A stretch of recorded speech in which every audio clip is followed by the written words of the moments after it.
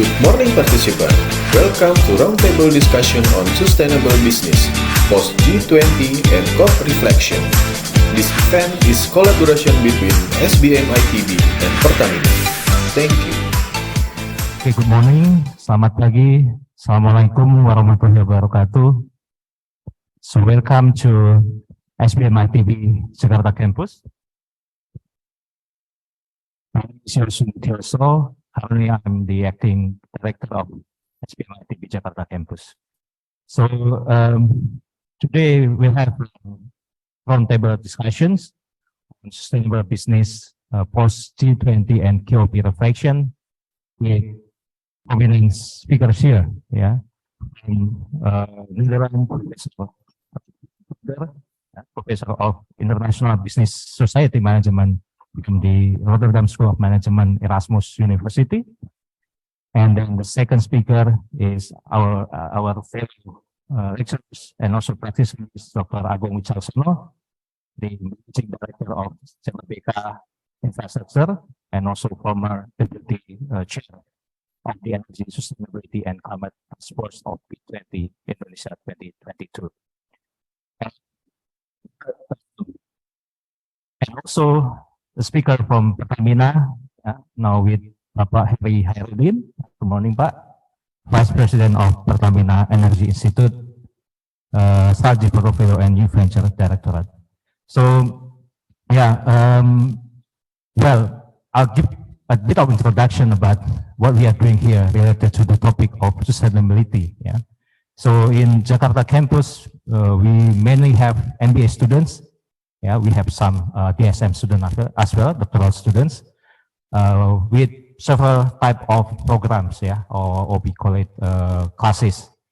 One of them, or two of them actually, yeah. The first one is the one that we start 4 or 5 years ago with the Ministry of Energy and Mineral Resources, SDM, which is the Energy Management MBA. Another one that we just started last year, yeah. Together with our colleagues, Pak Agus, ya, yang ada di sini, Pak Agus, good morning.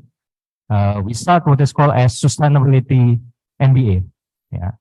So the topic of sustainability has been with us for many years, yeah. And also with G20, B20 now, and also COP as well. That's something that suits what we aim, yeah, to educate our students, not just running the business to get profit, but how to also care about the environment and the society as well. So today, discussion today, especially the issues of SDGs, ESGs, yeah, and other, well, many words that we heard related to sustainability can be, discussed today and give us more better or clear idea about how we should or how we can use it in our business. Yeah. So please give a big applause to our speakers and also, yeah, our moderator here, Pak Michael Putra. So I will give the mic to you, Mike, and mic to Mike, yeah, to continue the session. Thank you. Good morning. Wassalamualaikum warahmatullahi wabarakatuh. Thank you very much, and a very good morning indeed. And also would like to welcome those online. I think there's a couple of colleagues and friends online as well, so it is a hybrid in the new world. And I think the speakers have been duly introduced, and I'm actually glad that physically this is as close as we can get to a round table, actual round table, so half a table. Nothing to do with the 1949 round table, Rob, by the way. but this is as close. So I also like to acknowledge those who are in the room. I think we have people from businesses, big businesses, medium-sized businesses, national, international companies, people who have worked in the policy sector. And in particular, let me acknowledge we have here Mas Agus Sari, who had been an alumni, if not a veteran of COP, from COP01, probably. Yes. The pre-COP indeed. Definitely a climate activist, a pragmatic, a critical one as well. We have Mas Setio from the National Secretariat for SDG from the Ministry of Planning. We have Pak Paul, who is an activist in renewable energy, but also you were also at Sharm a few weeks ago with your frustration later on. That happy to hear. But of course, quite a lot of friends from Pertamina as well, and thanks for the support and SBM for hosting us. So just to give you a bit of a rundown, so Rob will definitely provide the framework of the discussion on how to look things, because COP, G20, whatever, is a part of a very long spectrum before and after it. So how should we look at it in that context to put a framework? Mas Agung or Mas Wicak, which one did you prefer? Who was actually there and at the B20 in the preparations and definitely deeply involved, will be able to give a better, deeper perspective of it, whether it works, whether it doesn't work. And then Pak Hery from Pertamina, being a big NOC and a state-owned enterprise, will give us the perspective to what extent all of these initiatives impact on the ground for a business like Pertamina, and then many others. And then I'll invite, obviously, the distinguished guests and all of you to participate in the discussions. Time allocation-wise, hopefully we can do 40% from the speakers as the introduction, and then we have hopefully close to an hour for an open discussions with the rest of the group, including those online. So Rob, without further ado, the floor is yours. Thank you, Mike. Yes. Oh, your mic there. Okay. I'm really honored to be here. Thank you very much for the invitation. Maybe explain to you that Michael and I know each other for the last 20 years. And when he did a master at the Rotterdam School of Management, didn't know. Can I tell that? Because we had a long conversation at that time on sustainability in Asia.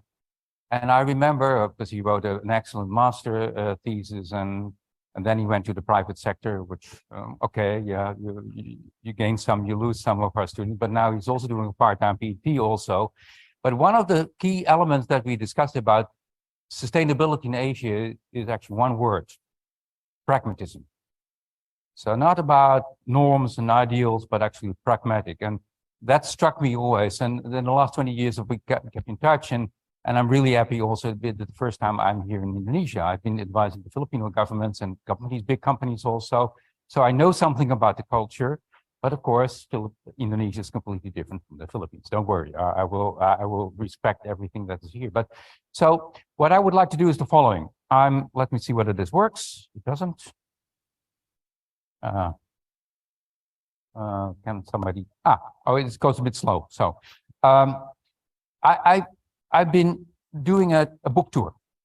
So actually the book that you see here, which is the book that I'm going to use, don't worry, it's split up in parts. There's a summary, there's a website, there's a tool, there are all sorts of stuff, but also something that I really worked on the last 25 years, including some of the discussion I had with Michael, but with many others.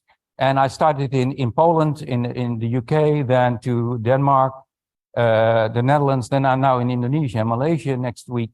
And then I will go to Canada, the United States, Brazil, Kenya, and like these are all countries also that we have been working together. So it's a homecoming for me as well. For me, this is the first time that I'm in a country where I haven't been there. So it's a sort of a game that I really like, but it's a little bit strange. We have, of course, ancestors that were living here. My grandparents lived in the Netherlands Indies, so in Jakarta. So anyway, so there's a lot of tempo dulu feeling with me, even if you, of course, have another perspective from the same history. So what I would like to do also is introduce a number of things, number of ideas.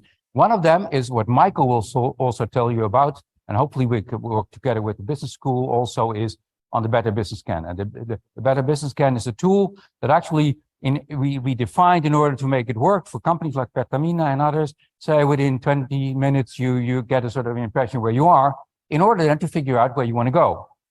And normally what we do is we say where we want to go without looking at where we are. So that makes it difficult also to make an assessment of what are the key intervention points or whatever. So it's a very complex story, of course, because sustainability is everything.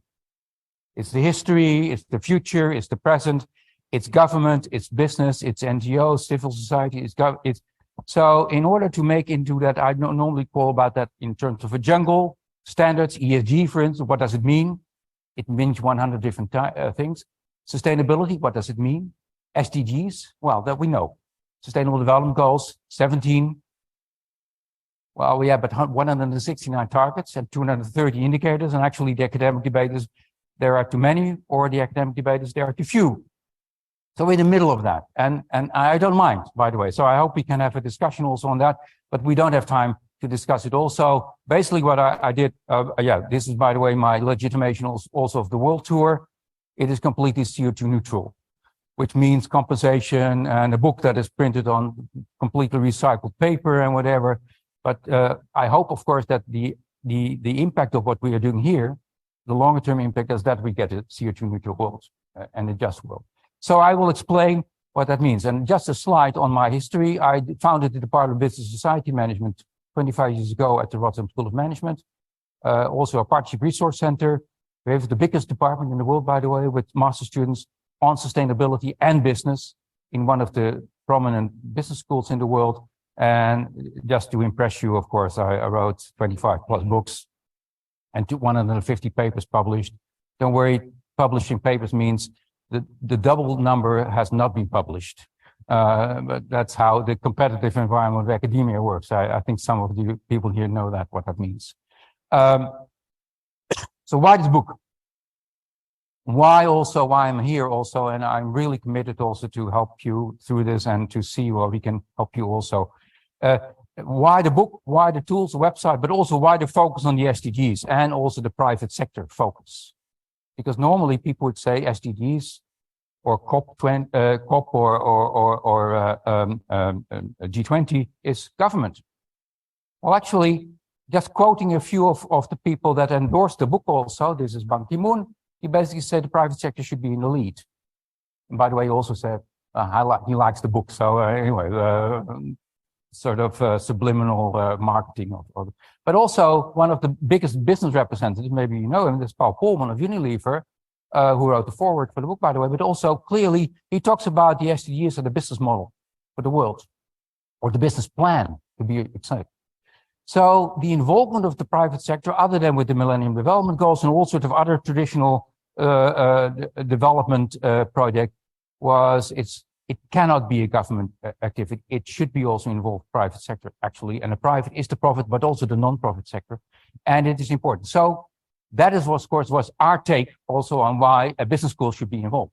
So that's what I did also at the Rotterdam School of Management. Then we actually, as a business school, we adopted also the Sustainable Development Goals, and we now have a motto: we want to be a force for positive change in the world. But don't worry, we have the idea, the intention, but the realization, of course, is something else. So, but it's like what everybody has the problem. The intention goes in before the realization. And that's not a criticism, that's just how reality works. Unfortunately, in the debate, very often people tell you, well, you don't walk the talk, so you probably are greenwashing or whatever. So just as a first statement, it is important to realize that we did a lot of research there, how that works. I want to do three things with you, and this is based on an opinion article I wrote with Michael. Basically, a couple of months ago in the Jakarta Post, we said something about the G20, but it should drive massive and target investment ramp-ups. And of course, we are post G20, so let's see whether that worked. And as a business professor, I have a few quotes here from the article, but the most important quote is this one, where we say it should also, at least the G20 should concern restoring trust in the SDG agenda. Because we can talk about all the initiatives, but we also think that the SDG agenda is the most important one. And I will explain that, at least I will spend some 8 minutes on that, to explaining why I think this is important, and why it is important also to look at what's happened in COP and in G20 in the framework of the SDG agenda. I'm happy that we have also here the national representatives also that wrote, including the annex, which is thicker than the book, so I don't feel too worried about that we are giving you too much information. There's a lot of information here in Indonesia. So what I would like to do is three things, if time allows. I also said to Michael, there's so many things I can say, but I hope you don't mind that I will say a number of general statements on the world we are living in. I call it the perfect storm. I think it is important to have some context there. And I know that you probably know some of it, but we always see that there is a sort of an interesting take on this. Within that, in the second part, I want to say something about why the SDGs. And not just because they are there or they're nice, but actually, my statement is the only agenda we have. And then thirdly, I want to do some reflections on COP27 and on the G20, which I'm sure that some of the people here in the audience are much better capable of doing that because I didn't participate. So, but of course I looked at this, and so I have some reflection on this. Okay, so that's my program for today. Let's see where we can get there. So we're living in a perfect storm. So actually since 2019, we suddenly realized, of course, that the world is fragile, that we have COVID-19, and we're still suffering from that. But actually, it is a cascade of crises. So it's the financial crisis, it is the refugee crisis, the inequality crisis. At the same time, in the period 2000 to 2019, actually the world has progressed, lower poverty, less hunger and whatever, but now it sort of is rebounding also due to a number of structural problems. So it's not an incident. Actually, you can look at this and the only conclusion you can make is it's something in the whole system. That's why I took a systemic view on this that is sort of, call it wrong or maybe mal-governed. So there's a governance problem. So globalization, as we know, that started, of course, in 1989 with the fall of the wall, and then the World Trade Organization in 1995, and then China entering the World Trade Organization in 2001, etc. So we are globalizing, and everybody stresses the positive side of that. But there were some small problems at the start, and now big problems at this moment. And we call that the perfect storm. And we call that a cascade of crises. So the question is then, do we need to reinvent or rethink globalization? And of course, we're doing that. So that's the historical perspective I want to stress. We get that stress under the name of VUCA. VUCA is volatile, uncertain, complex, and ambiguous world. And people don't seem to know that, but VUCA was a term introduced by the American military in the 1990s already, when the start of globalization, where the American model was clearly dominant, but it was clear also that the globalization also created volatility, uncertainty, etc. So there's a military term in order to manage sort of the defense interest of the United States. But we see that also here, you see here the World Economic Forum, that has this global risk assessment every year. And actually the risk is increasing. The climate risk, but also the social risk, the economic risk, and whatever. And it's also, and just another picture, it's related. It's not just incidents, they're related and they're accumulating.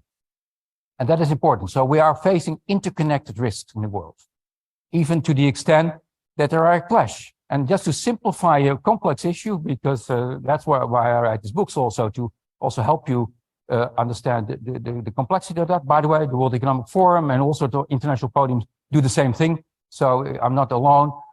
There is a sort of clash between two types of interests. Simplifying this, and I call it the liberal capitalism and the state capitalism. And the liberal capitalism is actually the world that was created after the World War II with the American Pax Americana, or whatever you call it. And then we have state capitalism, which, of course, after 2001, the descendants of China as the new power to be, and all sorts of other statements there. So what do we see? We see two types of capitalism, but with immense trade-offs. And we talk about companies, we talk about systems, we talk about ways to deal with coronavirus, for instance, in different ways. And actually what we see is globalization in crisis. This is what Danny Roderick, one of my good colleagues, also reiterates, that this is a trilemma. You cannot have globalization, an open economy, and autonomy and democracy at the same time. Something has to give. It's either democracy, so then you're autocratic, that's state capitalism, or you are becoming less open, then you close, and then and then you are a sort of autocratic regime. Or you are open, but then your democracy is at stake. For instance, like the United States at the moment is facing some serious problems. So this is where we are in the lower end of this equation. So for me, that's all fine, but actually the question is, what now? So that's the question mark, because we have to get out of this. And I can tell you, having visited also the Southeast Asian region and China, of course, I wrote 2 books in Chinese, by the way. No, I didn't write it. it was translated. But anyway, I checked it also that the translation was also politically correct. But so what is in the picture? What is the question mark? And actually, I think the question mark is here. So that is my positive story also on when I look at the model here. And we did a project in the Philippines we're calling the Escaping the Middle Income Trap. And most of the countries here are in the middle income, the upper middle or the lower middle income. And there's a trap. And the trap actually means that in order to get out of the trap, you cannot just pursue the same policy. You have to do something else. You have to change. You have to. So it's not business as usual. It's not just an evolutionary linear pattern. You do it a little bit better and then you continue. Well, actually, there has to be some tipping points also. And that's the trap that we saw in many countries. It's relatively easy to get out of poverty. Relatively easy, don't worry, to get out of poverty with the same model. But if you want to move on, you need to develop something else. And so my first statement is, please continue this and also make this not liberal capitalism or the state capitalism, but something else. I call that the creative space, by the way. And we have all sorts of models there. So to take it a little bit further, the VUCA world is the American world. Europeans are also following that. The Belt and Road Initiative is the Chinese world. And there's a fight. There are companies representing this. There are companies representing the other side. But I'm here in Indonesia. I think a part of the story, hopefully with Pertamina also and others, is actually in that space. Don't follow the lead of companies that are much better equipped to lead the pack, either American or Chinese. So that is the statement. So, and I'm supported by The Economist because actually The Economist just wrote the article on the G20 in a zero world. So that's the trade-off, that you are in the lower quadrant of that picture that I drew. That's not the place you want to be. You want to get out of this. And that's, I think that statement I like a lot. But of course, you can see also that compared to India, Indonesia has been considered to be more promising, maybe. So maybe you can confirm me or you can dispute it with me. I don't mind. Anyway, so that's the first part. The first part is a little bit historical, but also an idea that it is important to come up with something else, which I consider then Asian pragmatism, but then the Indonesian way. Actually, we talk about a world where we talk about do no harm rules or do good principles. And the do no harm is somewhere below in treaties and the like. And if we go more to the right, we talk about principles. Principles about intentions, governance.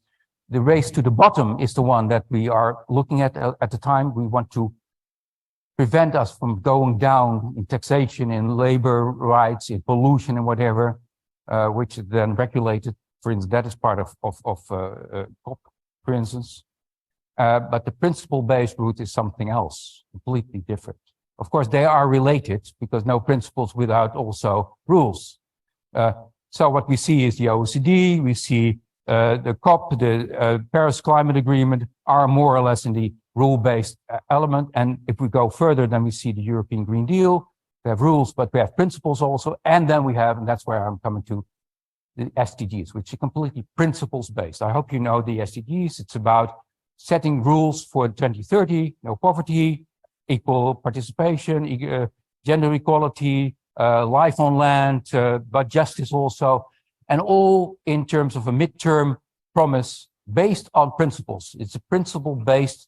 It starts with UN human rights principles. It starts with all sorts of other principles, and there's a lot of principles there. Now, this, on the one hand, is promising.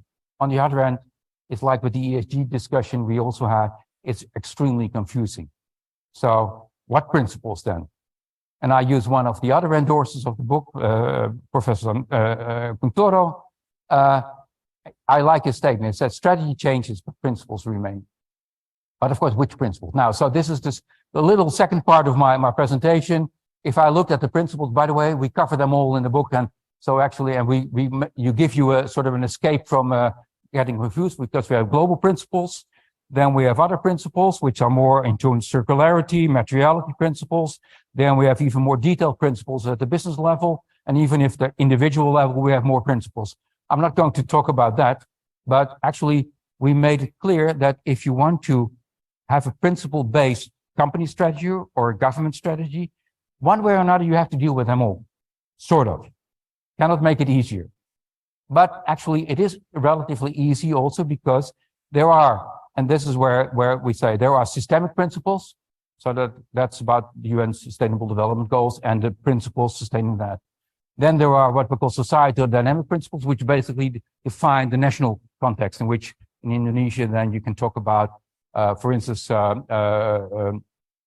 transparency or accountability or democracy or balanced societies and things like that, which is your development model. And there are strategic and operational principles, which are actually the ones that companies should abide to.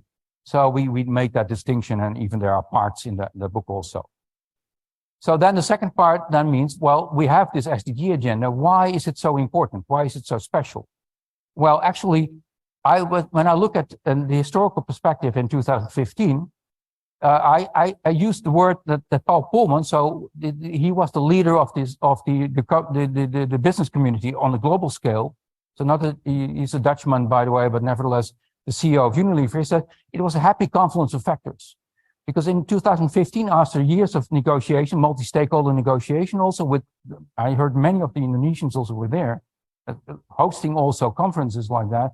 It was a smart policy. It was engaging NGOs, companies, governments, and the knowledge community. I was there as well, but in a completely marginal role, by the way. It was supported by companies also. 93% of all the big companies said, this is an agenda. This is what we like. We really need that. Partly also because it is a positive story in a negative world, so it's an investment opportunity, and it's a $12 trillion annual reward that we can have if we invest in the right things. So that would be climate change, energy transition, but not in the old technology, but in a new technology. But of course, that requires transition. That requires all sorts of other governance measures. So we see that, for instance, that was based on 5 principles, not 17 or 169. So people, planet, prosperity, not profit, as in the business community very often has been the case, peace and partnerships. Again, principles, so what? Well, I always say to people, think of the following. If the year 2015, when the SDGs were initiated, that of course was the finalization also of the Millennium Development Goals agenda, would have been the year 2016. So it would have taken a bit longer to get the agreement. What would happen? Well, 2016 was the rise of populism. The Trump administration, for instance, immediately said, that was the Trump administration, Paris climate agreement, well, we promised $3 billion to invest, and we're not going to do that immediately. So and some other populists also were clearly against the global agenda. So just to simplify the story, if it would have been in 2016, probably it would not have been realized. I even think that the Paris Climate Agreement would not have been realized. So there was a sort of happy moment, sort of a void in the international arena, where on the basis of the positive stories of the Millennium Development Goals agenda, with the multi-stakeholder engagement, which was unique in the world, the first time ever that the world got more than 5 million people in organizations together to set an agenda, for better or for worse, because we can criticize it, it's the only framework we have. And it's not that bad, actually, but also it's going to not fast enough. So that's, of course, where Guterres now comes into play and say, well, it goes too slow. We must dramatically step up the pace. That was in 2019 already. Then, of course, in 2020, he said, it's not only going too slow, but had we been earlier also, for instance, with the health initiatives of the Sustainable Development Goals and all the interrelated initiatives, we would have been much better sort of prepared for the COVID-19. So think about that. So it's not just a statement, actually it's talking about initiatives on a global platform for vaccine development, for instance, COVAX, a global patent regime to exchange information, another type of business models to develop common vaccines in order for the next pandemic, because the pandemic of 2020 has been announced already years before that. And not because of the pandemic, but actually because of the wet markets and the interaction between sort of intense animal production, which is another area of the economy, and then health and the health system, etc. So they're all interconnected. And actually the only agenda we have, so that's not COP, that's climate, of course, very important, but that's the SDG agenda. So the decade of action was then announced. And we're in the middle of that. Actually, we're in the third year already of that, or the second year. So, and it's not going the right direction. So I started to talk about the perfect storm. So that most of the people are utterly depressed about that. Then now I talk about the SDGs and I say, well, now we have the data, we know it. Actually, we have the data in Indonesia to the extent that we know it much better even. So congratulations also on the effort. But it's going the wrong way. So that's even worse, more depressing. But I'm not. This is not. Because actually, I call that, of course, we can talk about rescuing globalization. So when Guterres at the COP made the statement, we are, what did he say? We are in the fight of our lives. We are on the highway to climate hell with our foot still on the accelerator. I had the clip there, but we don't have time to see that. But it's also, we need to rescue globalization, and we need to reinstore also the SDG agenda for that. Now, most people would say, yeah, okay, that's very fine, but that's a sort of ideal or whatever. So, well, so let's skip the SDGs, or let's say 2030, let's postpone it. Let's wait until, say, 2035 or more realistic goals. That will be the end of the SDGs, but it also will be the end of the only agenda that we have as a global community where we can seriously talk about what are the preconditions for sustainable development for everyone. Anyway, that's my statement. And the second part, and why is it so nice? Because actually there's a sort of paradox. Because in the 2019-2022 period, so the last 2 years, that in terms of progress have been sort of missed years, actually there's a lot of progress made. These are just some platforms that were developed in that time, SDG Compass platform, business communities and whatever. We know where we are. Actually, the paradox is we know it's going the wrong way, but we know why.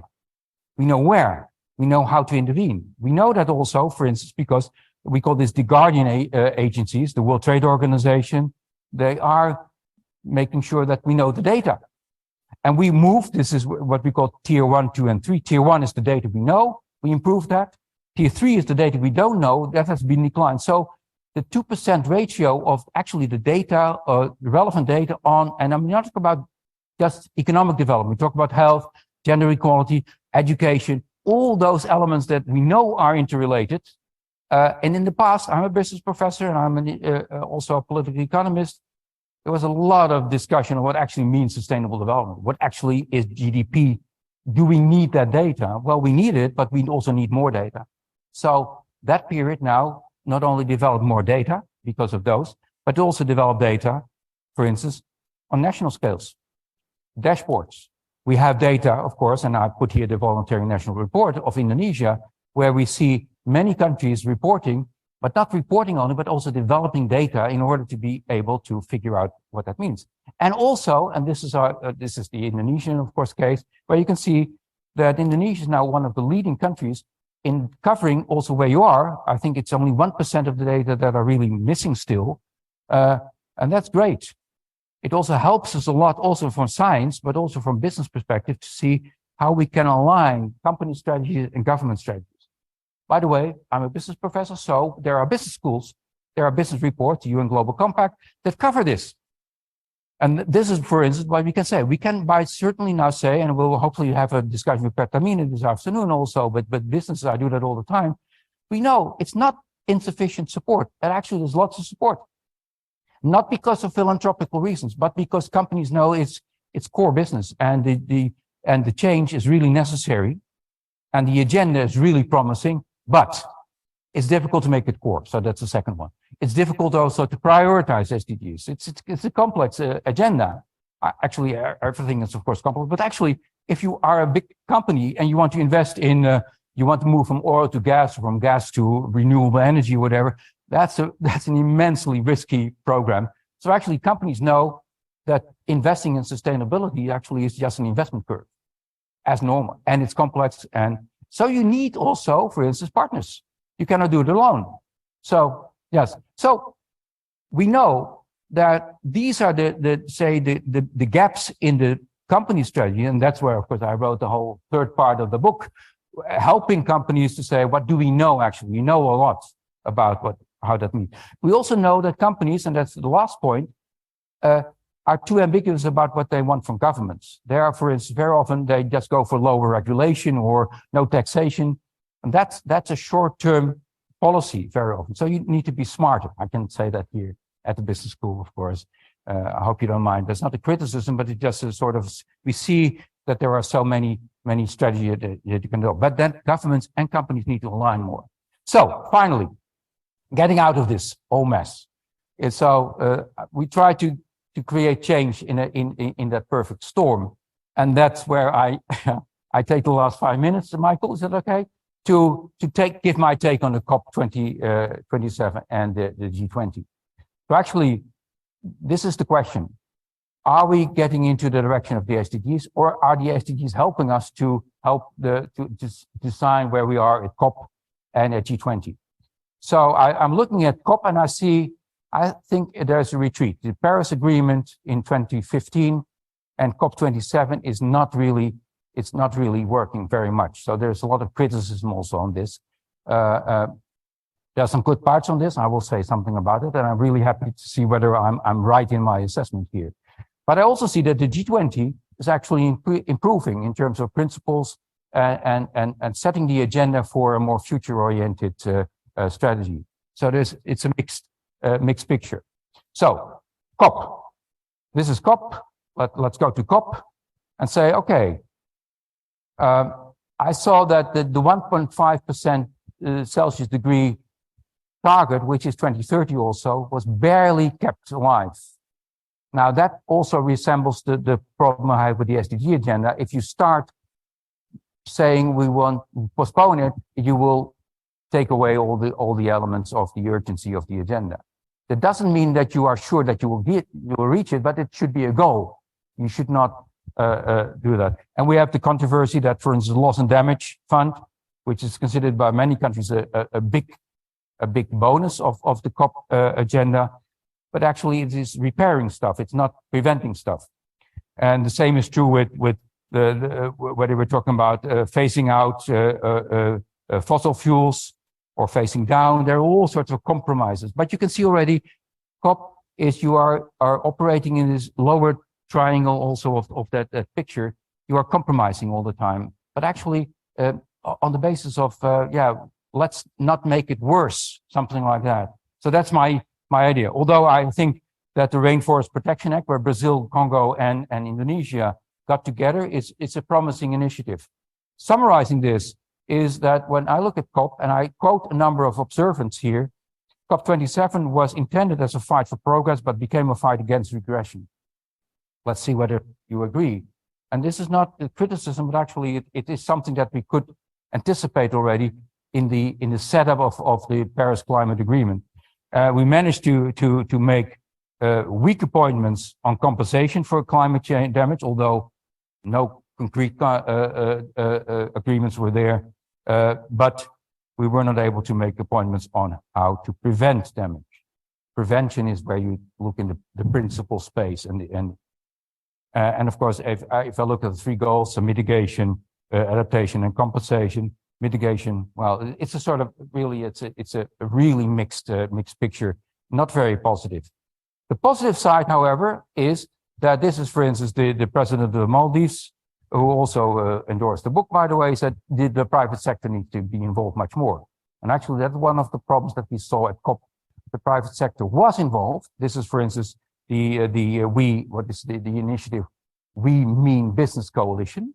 There was a strong pressure there, also headed by Mr. Siebesma, who was also one of the endorsers of the book, by the way. I don't know why, but we got most of them that say we need to have more action of business, and we need to also take more action. And governments are, the platform of governments only doesn't help, like in Glasgow also. So, and then we get to G20. So my final statement will be on G20, which is much more positive in a way, even if it's less sort of concrete in a way. So just listing a few of the things that I saw, it was the first G20 where developing countries were in the lead. That was a quote of the Financial Times, I think it was. And of course, I looked at the declaration and I saw, okay, you see here, I'm not going to quote everything, but you see, we need to, is directly linked to the Sustainable Development Goals. The fifth element was the recover together, recover strong. Of course, that was the Indonesian statement, of course, linked again to the SDG agenda, not to sort of only energy transition, of course, which was one of the, or COVID reparations and things like that. That is the reactive side. But the proactive side is to develop not just energy transition and to repair damages from the pandemic, but actually work on a new business model, new government model, new societal model. So there are lots of statements here and just some action points. And you can see action points, 5 action points. 2 of them explicitly also refer, and the last one is, I think, recommit to accelerate achievement of the SDGs, achieving prosperity for all through sustainable development. Normally, people would say, that's all very fine. I know that's a statement. And of course, you have these nice statements, but actually I see some real change there. I see also the change that, for instance, one of the elements that hardly anybody would refer to is that there's something about taxation. That is important. But there's also something about, for instance, the World Trade Organization that needs to be restructured, because the World Trade Organization is an institute of 1995, which supported this liberal capitalism and state capitalism to fight, and was not able to really cover fair trade or more inclusive trade or whatever. So it was highly efficient and highly effective in the last 20 years, but now it runs into difficulties. And I see recognition of that in the G20 meeting. So I can only congratulate you, the Indonesian chair position, that you got that into the agenda. And finally, finally, of course, the B20. So, and in the B20, I see, and I just summarized in one slide, sorry for that, but hopefully we can get the information here from the directly involved. The B20, but also the U20, the Urban 20 meeting, had some very interesting conclusions also on getting more involved.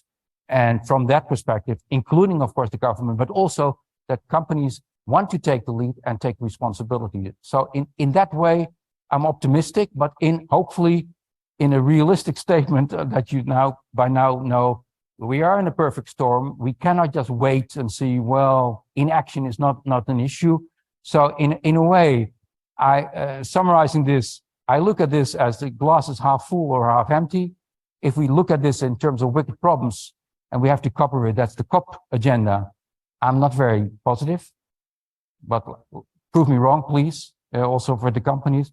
But in terms of the SDGs, I look at this in terms of wicked opportunities, and I think the glass is still half full, but we have to speed up. And that's why I'm here, basically saying, okay, I've tried my best as a business school, unfortunately in a thick book with a lot of website and tools and efforts in order to make it as much as possible feasible for all of you.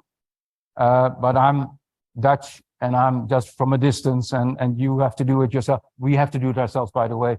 So let's see whether we can work together. So thanks for your attention, by the way. The Better Business Can, which will be launched today and tomorrow in Indonesia, has a Bahasa version. And Michael has been working on that. So you openly invite you to do that. 15 minutes of your time and you know where you are. And I will tell you now, we will try to work together with you to see where we can go in the next couple of years. So thanks for your attention. I'd like to give the floor to the rest of the audience.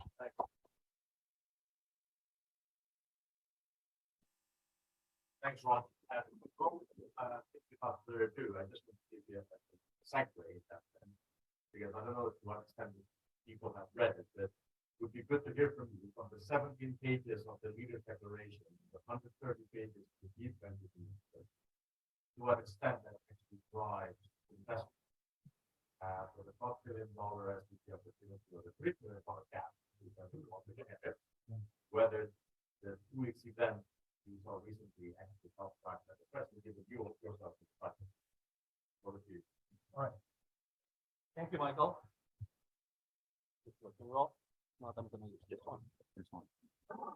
All right. Good morning, everybody. It was a great moment listening to you, Rob. Very visionary, but also very philosophical. Well, not always pessimistic about the future, but reminding us that there's a lot of things that we need to do for the next generation. Because at the end of the day, when we talk about COP, and by the way, Mas Agus, I've been only to 2 COPs, so I wouldn't say much about the COP reflection.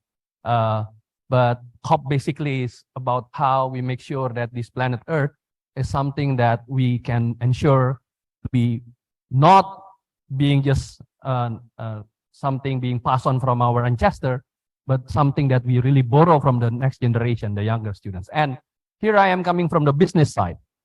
You know, we've heard about G20, long declarations, and maybe a lot of people would ask, what is B20? Yeah.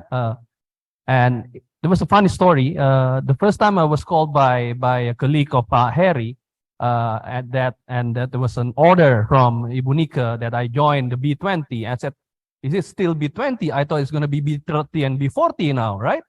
Because of the you know the blending of the for the biofuel. And then no, B20. This is business 20, and this is the dialogue partner of the G20. Which is the oldest and the largest engagement group of the G20. So there I was, and here I am actually as a retiree, so of the B20 task force, yeah. So, but I'm very glad, you know, not that I'm becoming a pengacara, pengangguran banyak acara. I have to leave my day job in Cikarang, Jababeka, for this. But I'm very glad because again, this is home for me. SBM ITB is home. And also, I think this is the first opportunity for me to share what has been done, not only in the past week, but also in the past year.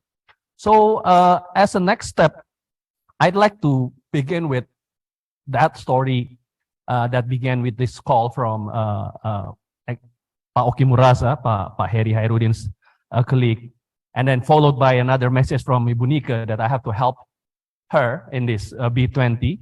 So the B20 Indonesia has 6 task forces and 1 action council. And one of the task force is the Energy Sustainability and Climate Task Force, where again, Indonesia having the honor to chair G20 and B20, and Ibu Nika was given the opportunity to lead as chair of this task force. I don't know why I was becoming, you know, the deputy chair. Again, just like Ibu Erni, Ibu Nika is my senior. So, you know, at ITB, if your senior gives an instruction, you can say no. Yeah. So then I follow, and I jokingly said that, well, basically I'm the spare tire, ban serep. Yeah. Every time the chair is not available because of another more important duty, then I have to be there. And obviously, being the chair is being, you know, the CEO of the largest airline company, the only Indonesian company in the Fortune Global 500. So there are many moments where then the spare tire has to hit the road, right? So I think my colleagues here from the task force can give a testimony to that. And what makes me glad that at the end, Ibu Nika gave her statement that, well, Mas Agung, you were not spare tire, but you were a battery storage to make sure that the solar panel never had a flicker and will always be on. That's at the end of the day, Mas Agus. And if we look at the composition, of course, very much of the work is done by the Pertamina team. Pa Oki here, my long time friend from college and high school even, was being the chef that mixed the whole ingredients to make the policy recommendation. But what is interesting also is that we have co-chairs coming from 8 different companies, representing 8 different countries with different sectors, ranging from power sector company like Aqua Power, or industrial solution like Mitsubishi Heavy Industry. So I'm going to talk a lot about industrial decarbonization later. We have Horizon, is the largest biofuel from bioethanol producer in the world, coming from Brazil. So you talk about nature-based solution, Horizon is obviously you know, the authority. But not to forget, we have Saudi Aramco. So if you talk about energy transition, and transition basically is about going toward more sustainable energy use and about leaving fossil fuel behind, guess who would be then one of the strongest forces that you have to deal with? Yeah, in the co-chairs. I wouldn't share details, but basically, you know, there were moments where the Aramco delegation was putting a disclaimer that said, okay, this report will have a disclaimer saying that Saudi Aramco does not agree to this point and that point. And that was the moment when Ibu Nika then gave me also an instruction to go, bilateral, settling things with the Saudi delegation online. And thankfully that happens after Idul Adha. So we can, no, but that's true. So that we can begin the talk with, finally we have our Idul Adha. For the first time after pandemic, we can go, physically slaughtering, and then, not slaughtering each other, I mean, slaughtering the cows, but there is a connection there, between two oil companies, two Muslim majority countries, and that settled the differences. Yeah, we have NG, renewable energy company. We have Vale, and because we talk about energy transition, talk about EV, which Saudi Aramco initially didn't want to put the word electrification in the document. Yeah, but we have NG and then Vale, who reminded us that, well, if you want to go EV, sustainable mining is very important. And that's why sustainable mining become one part of the element. Accenture has a interesting position because it's not an energy company here, but it has an important role I will explain later. And obviously we have the Chinese representative, Sinopec. Well, they weren't able to be in the summit last week. I believe because of this whole zero COVID policy was it's a challenge in China. But also if we hear about there are a few about carbon market, which I will explain at the end later. The Sinopec delegation was very strong in saying that we do not need a global carbon market with the same standard for everybody. Let's just have it for each country or regional. Obviously, probably for the reason that their own market is already very big, right? But for us, this is the mix, the plethora of issues that happen and shape the whole discussion that I wouldn't go into detail of the communique, but this basically can be summarized into a house of policy. Anyone can help maybe with the next slide. Yeah. All right, finally. Yeah. So in the gist, if we summarize, the recommendation that we put as part of the B20 communique comes in this house of policy recommendation. The 3 pillar about accelerating sustainable energy use. Obviously, when we talk about energy efficiency, one of that is in the transport and industry. I'll share a bit more about the industry part. The acceleration into renewable energy, including the closing down of the coal fire power plant. Yeah, which has been the most talked about issues, and so on and so forth. But what is also unique, and this is referring to what you said about Indonesia being the first country from the emerging market leading G20, there is also a very strong push that we have to say that this transition has to be something that is just and affordable transition. Just in a way that no one should be left behind. We are a country where 90% of the businesses are micro and small, medium enterprises. How to make sure that they are included here? How to make sure that the human capital, that will be part of this transition are being prepared, upskilling, reskilling, and so on. So this was a very important pillar of the policy. Like I said, sustainable mining. This is a policy recommendation that almost single-handedly came from Ibu Febriani Edi, the CEO of Vale, that reminded that we need this element, sustainable mining, for essential minerals like nickel. Otherwise there is no point. I'm driving an EV that is, supposedly more environmental friendly, but the nickel is mined not in a way that is sustainable. So here is the key element. The third element comes within a situation where the whole discussion, and by the way, the meetings for this has been happening every Tuesday night fortnightly. So from 7 p.m. to 9 p.m. Jakarta time, because that's basically the time that can fit the schedule from Brazil, from Japan, China, yeah. And this meeting came in between where there was the Russia-Ukraine conflict. Our task force was lucky because there was no representative from Russian and Ukraine, or Ukraine part, not part of G20, but there are other task force which has Russian representative. Yeah, for example, the trade and investment. And there was a situation where the other co-chairs, through Indonesian, requested that the Russian representative not being present in the meeting. We were fortunate that we didn't have that, but this element of energy security, ensuring that, yes, there is energy transition, but energy security should not be forgotten. Because now, I don't know, Rob, how is your neighbors in Europe having to face winter without the supply of gas coming from Russia? Yeah, so that's why enhancing energy security, including issues like off-grid generation, decentralized, household and MSME clean energy adoption.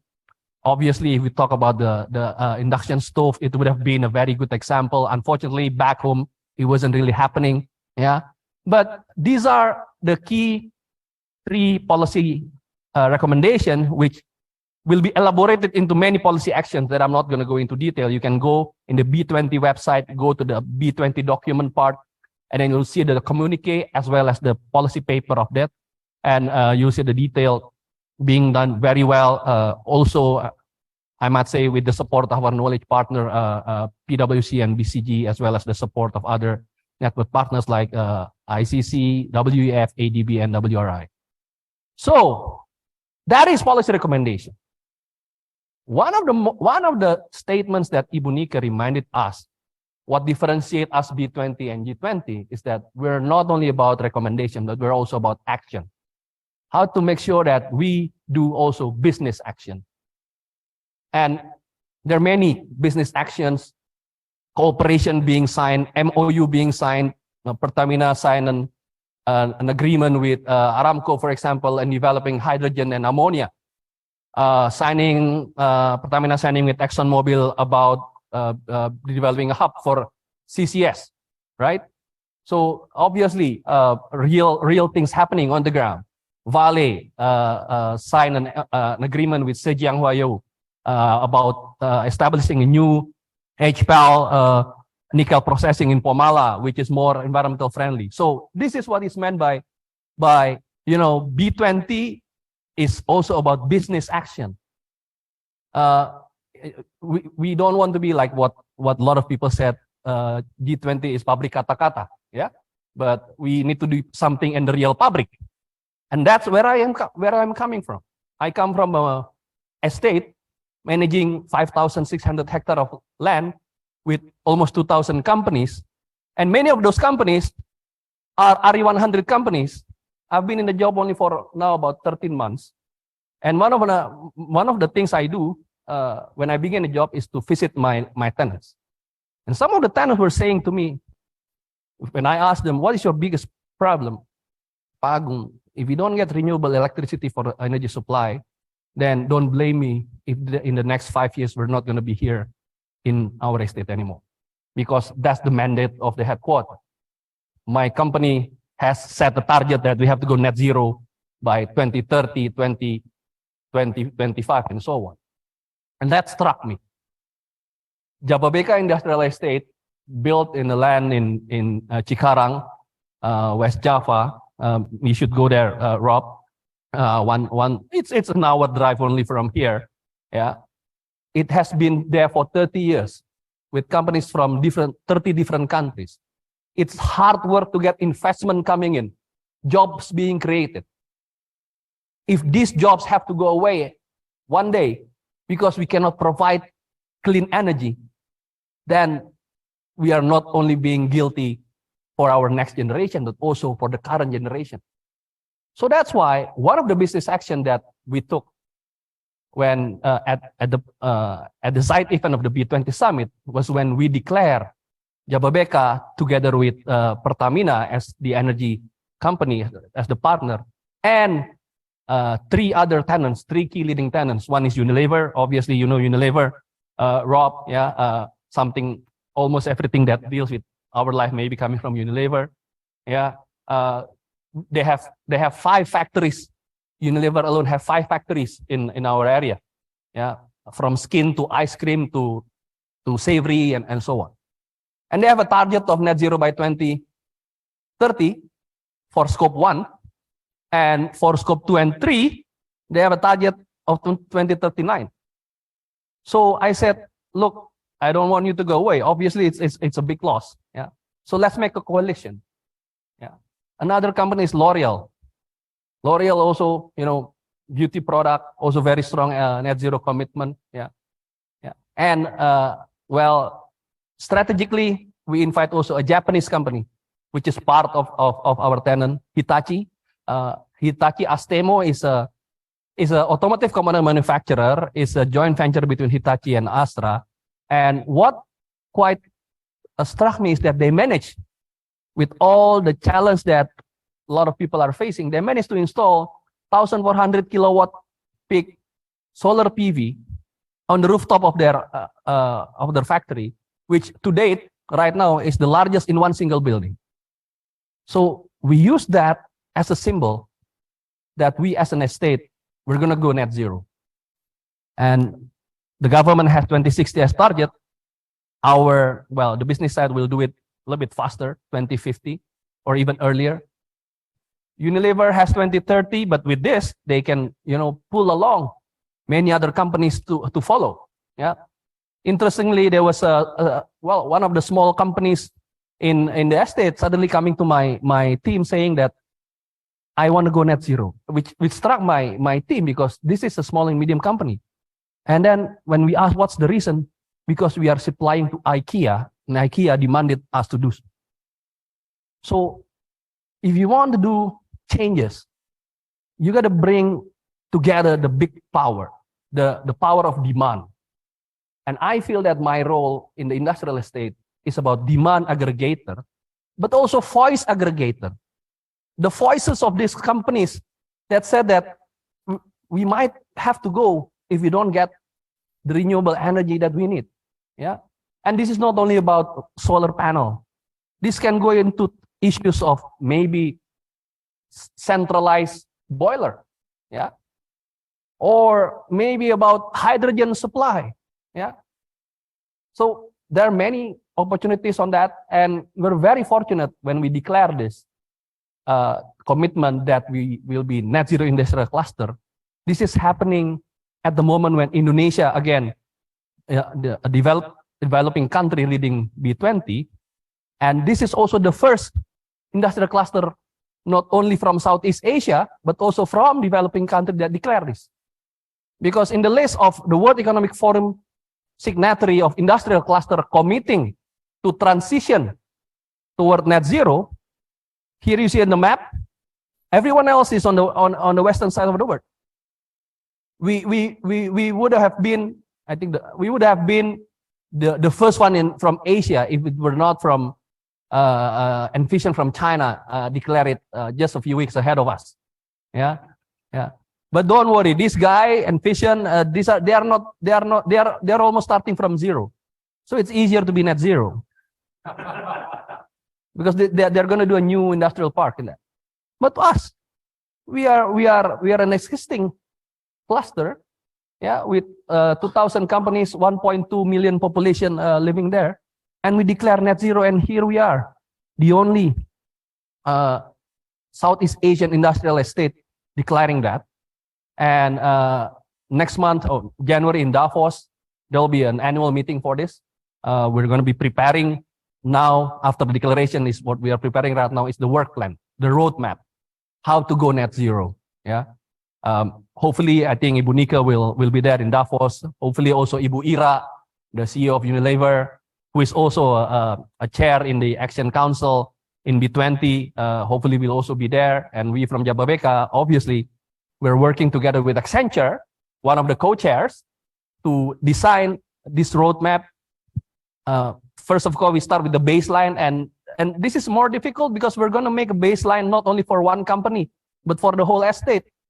where data are scattered, right? Activities are scattered. So we are now working to make sure that we have at least a high level roadmap, so that when we go to Davos in January, we can really say, that Jababeka, the first from Southeast Asia, the first from Indonesia, will go net zero with a plan. So that is from the business action. And well, this is a bird eye view about our area and where those locations of companies are. This is what I mentioned about Hitachi installing the solar PV. Right now, as we speak, in my office, the water treatment plant of Jababeka infrastructure, we are constructing also, not very big, 220 kilowatt peak solar PV with the help of Pertamina New and Renewable Energy. Things are going well. If you ask me, well, how we build that, we go along with PLN regulation of 15%, just to make it happen first. Yeah, and just to show, well, we're good with Pertamina, we're good with PLN. Orang swasta harus berteman dengan semua. Yeah, so that's a lesson I got. Yeah, so but I'm sure the more and more showcase happening, then the wave of industrial decarbonization will be unstoppable. Yeah, companies like Mitsubishi Heavy Industries, one of the co-chairs, also coming with ideas of how to create energy efficiency, accelerate renewable energy, and so on. And hopefully, well, we brand the Jababeka area as the next Silicon Valley, because this is similar to the Los Angeles, San Jose, Palo Alto connection with Jakarta, Bandung, Cikarang triangle. Yeah, that is the same economic corridor, but also that is the same potential of having human capital. Yeah, we have President University. We in Cikarang, we established a hub for integrated solution that will help tenant to transition into Industry 4.0 and net zero. And that's why we have a very strong commitment about going net zero through this Silicon Valley area that we brand as Corexio. And at last, the legacy. And I was again fortunate to be given the opportunity to announce the legacy of the B20 Indonesia with the hard work of many in the rooms here and also in Pertamina team, to establish what is known as the Carbon Center of Excellence. What is this about? Well, this is something online. Why is that important? Because this is for the next generation, for the young people. The young people, as I said, remember when I was young also, would like to go on street to protest. Yeah. Lady like Greta Thunberg, she went on street to protest, demanding that we take action against climate change. Of course, we businesses, we cannot go on street. We as a business person, I'm the first person to be against somebody going on street, especially in my industrial estate.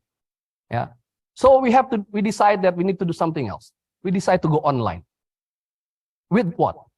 With having a platform about carbon market. Because all the target of net zero can only happen with carbon market. But carbon market is still something that is nascent, right? Well, not so many businesses know about this. Yeah. Even if there is, inspiration is still needed to make that happen. So together with Bloomberg and NEF, so we work together with an international institution with strong network like Bloomberg. So we set up this carbon knowledge hub that will give you information ranging from carbon market 101 up until how companies are successful in doing their carbon trading, gaining carbon credit. And hopefully this will inspire the development of carbon market, not only in Indonesia, but also worldwide. Because net zero emission can only happen through carbon market. And that's why what we decided, apart from the policy recommendation, business action, the B20 decided to have 4 legacy, and one of the legacy is this Carbon Center of Excellence. And we invite companies to be part of this community. So these are some of the logos of the company that already decided to be contributing partner. And by contribution here is at no cost at all. Although we have to do decarbonization at all costs, right? But being part of this platform has no cost. The contributing partner just need to share stories, success stories. That's why Pertamina Geothermal is already here. Pertamina, you can see the story there. But you can also be supporting partner, just putting the logo and learn from without having to share stories yet. And Bloomberg NEF together with Kadin is managing this. So you just go online, register, and hopefully, maybe we are also seeing possibly an education institution being part of this. SBM ITB could be part of this supporting partner, and hopefully this will be part of the principle of responsibility. So I close this G20 presentation. Program with this G20 video legacy programs for you to enjoy, creating a lasting foundation to promote green transition, inclusive growth, and equitable healthcare. As an effort towards green transition, G20 legacy programs launched the Carbon Center of Excellence, which will enable the growth of carbon trading through one center of excellence. So, what is carbon markets?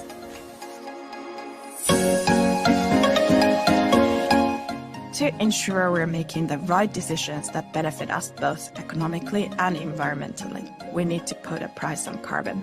When we are talking about pricing carbon, we're talking about emissions that cause pollution and global warming. These emissions mainly come from burning fossil fuels like natural gas, coal, and oil. And we need to put a price on carbon because carbon emissions are a human-driven externality where those responsible do not currently incur a cost for the impact of their activities. It is crucial to ensure that industry players have an awareness on their carbon footprint and the required knowledge to effectively participate in carbon trading. The G20 Carbon Center of Excellence is a collaboration with PNEF and ICDX in launching a carbon knowledge hub and a partner sharing platform to enable all businesses to learn everything related to carbon, including carbon trading and pricing.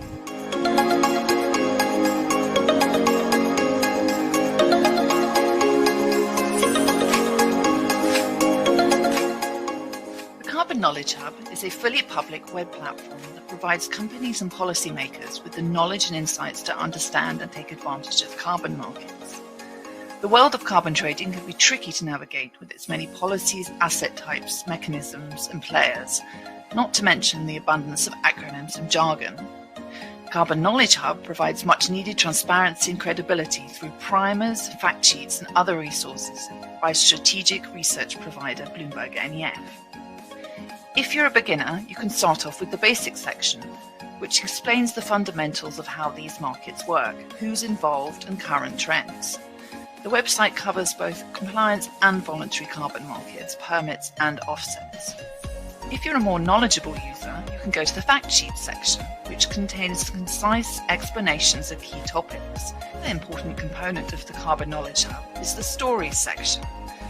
Now this includes commentaries and interviews on the views and experiences of carbon market experts.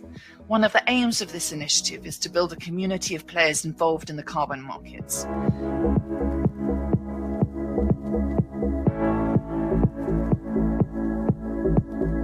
The other part is practice sharing center. So there will be regular webinar and seminars organizing part for carbon market session, where business can learn the success stories of carbon trading from other companies. For example, Rimba Makmur Utama area their project in Agung, saya in Kalimantan. Let's visit Carbon Center of Excellence platform to improve our understanding about carbon emissions management and energy transition to enable a low carbon and more sustainable economy.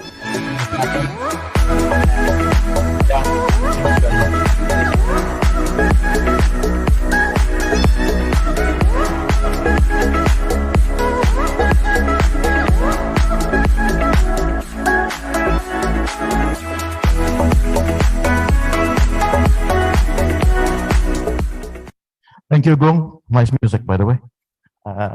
So I think there's a lot of rich remarks that we've listened, and as soon as we're going to get to Hery, I'm also particularly interested in Hery, because you heard the framework, the conceptual framework. You heard from the pure business side of things, but the main actors in most emerging economies are actually state-owned enterprise. Agung can make business decisions on logical business considerations. A company like yourself, like Pertamina and others, PLN and in many other countries, do not have that luxury. There are other considerations, supplying fuel with high logistics costs, with non-market prices, and a huge mammoth of an organization. But at the same time, Pertamina, as we'll hear from Hery, who's Vice President for Strategy and Portfolio, will share with us the drive for ESG within a company like Pertamina, what is being pursued, and of course, hopefully some of the challenges you face. And if you can also say about how all of this G20, COP, all of this SDGs help galvanize the organization for a more sustainable business. Hery, please. Yeah, first of all, I would like to thank the SBM ITB for this occasion. On behalf of Sayadi, I should help the speak today also. And I also very appreciate the previous speaker, distinguished guest speaker, Pak Rob and also Pak Agung, talking about the SDGs principles and also the business G20. And in this occasion, I would like to share about the how it impact the B20 or G20 as an invitation. But I'm not alone here. So I'm myself from Pertamina Institute. It's not a school institute, but it's actually a function in Pertamina that should carry out the think tank activities. We provide advice, also advisory, and also socialization, and also education to internal and also to outside the companies. And so it's my honor here. It's an honor here to speak here. Okay, so here we have Pak Juve. He is the investor relations vice president for investment, and also acting vice president for sustainability actually. Okay, let's start with the topics. If you look at the SDGs, I'm sorry, about the B20 and also G20, I have some notes here that the priority in G20, for example, there are three priorities at least in the energy sectors, related to the energy sectors.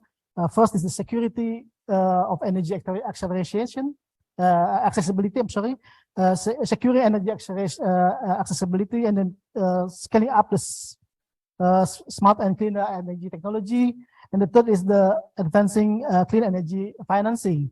That's issues that raised in the energy in G20.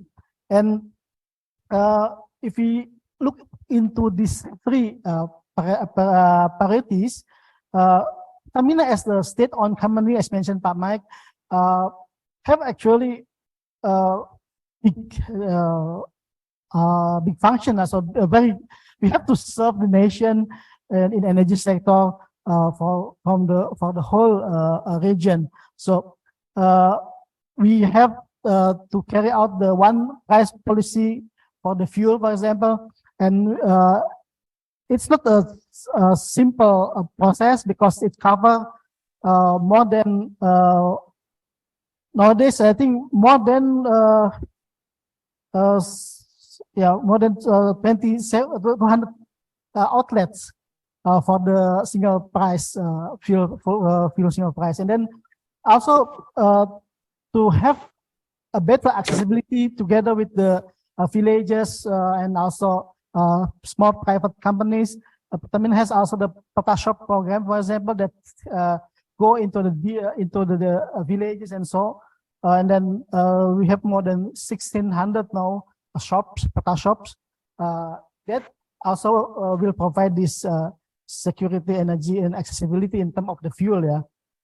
And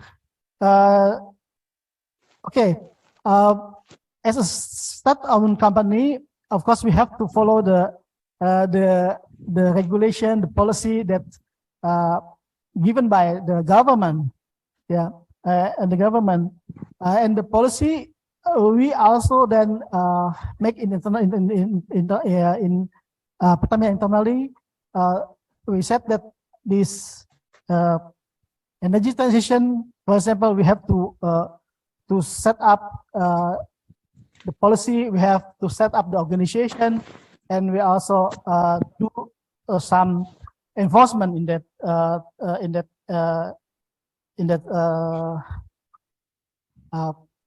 yeah. So let's say here, let's start with the executive summary that we present here. The first of all, that the energy transition in the world, so is a must. We have to follow the mega trends, and we have Pertamina also. We have to follow the grand strategy, national energy grand strategy, and also Pertamina already actually get the rating from the Sustainalytics and experience. We have a good rating at medium risk. Yeah, and then in order to anticipate the business dynamics, Pertamina has formulated our strategy house for the next 2020, 2030, and also 2060. And we found a projection that to the decarbonization initiative that we have here now, we should implement two strategies. First of all, decarbonize our business, and the second is the expand the business to the green business. Yeah, and we involve all the subholding to have its own role to play in Pertamina Net Zero roadmap. So I will go later to the NZA roadmap. Yeah, if we talk about the net zero emission roadmap in Pertamina, of course it's a long story because since 2010 we already set up a baseline for the gas greenhouse gas emission, and then we improved the baseline on 2020, and then together with other state-owned company in 2021, we also set new baseline. And since beginning of this year, we have we work on the net zero emission roadmap for the Pertamina. So we follow the government that we will achieve net zero emission 2060, but we also try to make a plan. We have a plan also to make it earlier than 2060, of course. Yeah, PLN have said that 2050, for example, but okay, we are more realistic. Let's say like that. Yeah, and starting from the baselining, then we set up the organization, how we can carry out the net zero emission. We involve all the function in Pertamina, from the holding as a subholding, not only HSSE, but also of course, the business planning, the investor relation is very important, and then also many others function. Okay, this next slide. So what we have achieved so far? So yeah, in terms of the Pertamina sustainability policy, we have the ambition to be a leading and reputable global energy company as an environmental friendly company, social responsible, of course, and also in the governance. And to have this, to achieve that, we construct the sustainability committee within the leaders. We have President Director, CEO as the chairperson, and also the members from the strategy portfolio venture director and so on. And we also try to follow, we follow principles, international best practices, and also standards like the CFD. We join CDP and also other initiatives. We follow our full standard like EPFK and ISO for the emission standard and so on. And all this effort has been appreciated by Sustainalytics. We get the rating 2020.2, yeah, and it's much better than the previous one, 28, I think, like that. Okay, this is yeah, and then next slide, please. Yeah, this is the SG rating. Pertamina is number 2nd according to the Sustainalytics. Yeah, for the number 1, number 2nd for the industry and oil and gas. Okay, and the whole is just, number 7. So like that. Please next slide. Yeah. And then, what is the Pertamina long-term target actually? In terms of the sustainability, we already have a focus on 10 sustainability focuses in terms of the SDG ESG materialities. 3 of them is environmental, addressing climate change, reducing environmental footprint, and also protecting biodiversity. Pertamina has very many activities in protecting biodiversity, involved in the mangrove and so on. And on reducing environmental footprint, we work very hard also to reduce the emission, starting from the flare, for example, and also change the change the fuel that we use, also electrification in our operation. And for the social, we put on the health, safety, prevention of mediation, and so on. We also innovation and research is also very important for us. Yeah, we know that in the future it is impossible to without innovation and research. Yeah, and Pauki, yeah, is the chief of the research. And in terms of the governance, because one of the mega trends for the future we know that is the digitalization is important. Cyber security and corporate ethics is also among them. So it's related to SDGs in the many areas. Yeah. And next.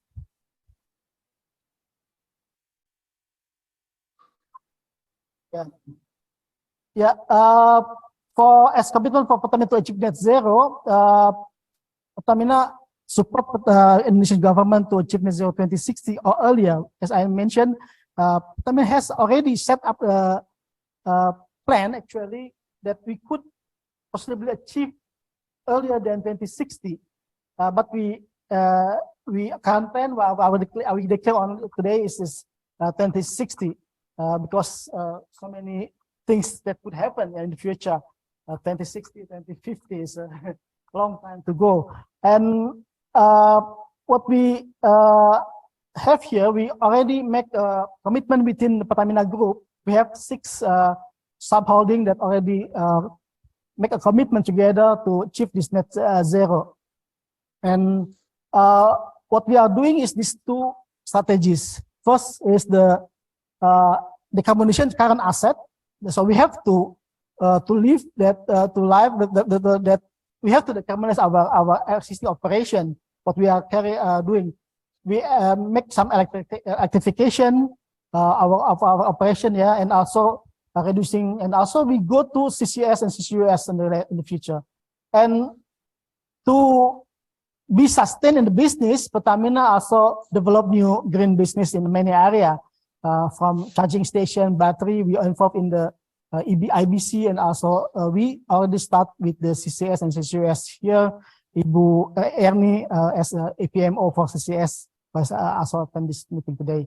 And the enabler for all that, as I mentioned, we already make carbon accounting and reporting. We try to follow the standard and organization capabilities. We set up the organization and we work together with stakeholder. Yeah. Next slide, please. Yeah, this is the strategies, and then how Pertamina will implement the ESG initiative. Here's the list. 2022, we set up and continue define leading practices, and later we starting from this year to next year, we strengthen all the process initiative, and starting from next year, we want to continue to expand and enhance effort as here highlighted. So And next. Yeah, this is already presented. Next one, please. Yeah. In terms of the business, the new green business that we already started or we have in plan today is the first of all is the geothermal. Pertamina is very strong. We have a long history in geothermal since 1984. We start with the geothermals. Yeah, before many other companies will be, and we are a major player in geothermal. And in hydrogen business, we already started the initiative. We will use energy from geothermal to produce green hydrogen. And in battery, as I thought, we involved in the Indonesia Battery Corporation. And for the green refinery, we plan to construct the up to 200 barrel, yeah, in 2030 or 2040. And we already have the technology for this green refinery. And also we develop our own catalyst and also our own process. So, and in terms of bioenergy, we also doing blending. We formulate the 820 that use methanol and also ethanol. We work together with Pertamina, yeah, for this business. And also we already use biogas from the waste. Yeah, we palm oil mill effluent to generate electricity in Pertamina in Simangke, for example. And then for circular carbon economy, we are in the very beginning. And in new and renewable energy, we already set up many facilities in head office, in SPBUs, yeah, in gas station, Pertamina gas station, and also in many operation and sites, yeah, in upstream as well as in the refineries to generate energies from the solar mainly, but also we will follow other renewable energy.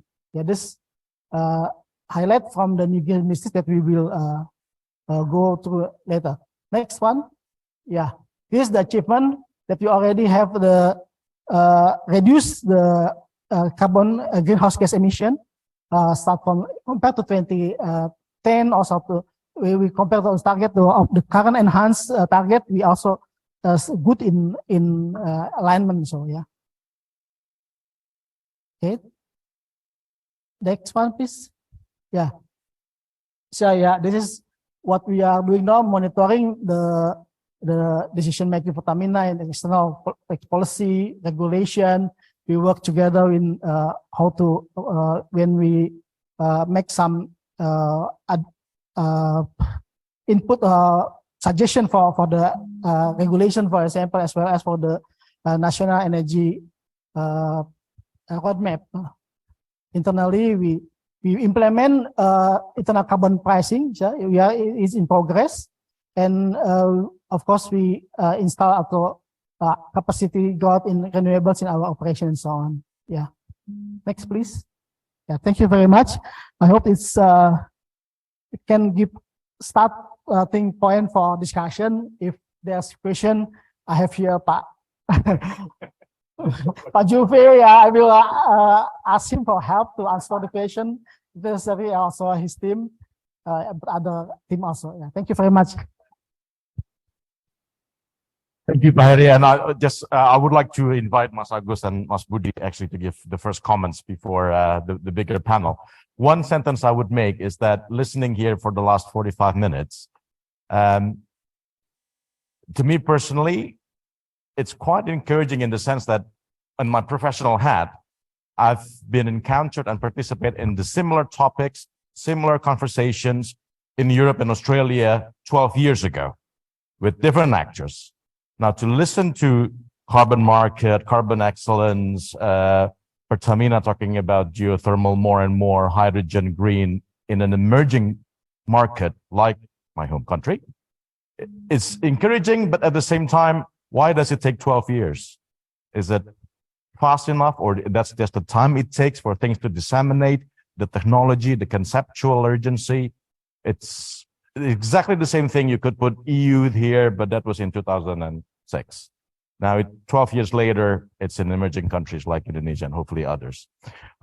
So just more of a reflection, but I would like to invite the three gentlemen up front if there's any quick comments or debate or something you would dispute on how COP was actually a great success in Sharm el-Sheikh, or how G20 is a talk shop or something else. I think now it's the time for the real round table to have the discussions and the debate and hopefully see where we are so that we can path our way forward. So open to any of the ladies and gentlemen. Oh, understood. Oh, okay. Yes, thank you so much. Already know. Thank you so much, Pak Rob, Pak Agung, and Pak Hery. I think this is enlightenment, I think. And before we discuss much more technical, I think because Pak Rob provoking from the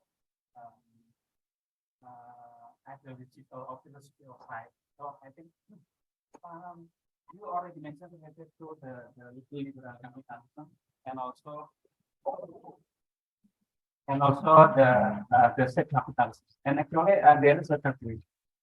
Now as slowly, if I read like the book from Mariana Mazzucato and related to the entrepreneurial state and also the moonshot economy, that just launched.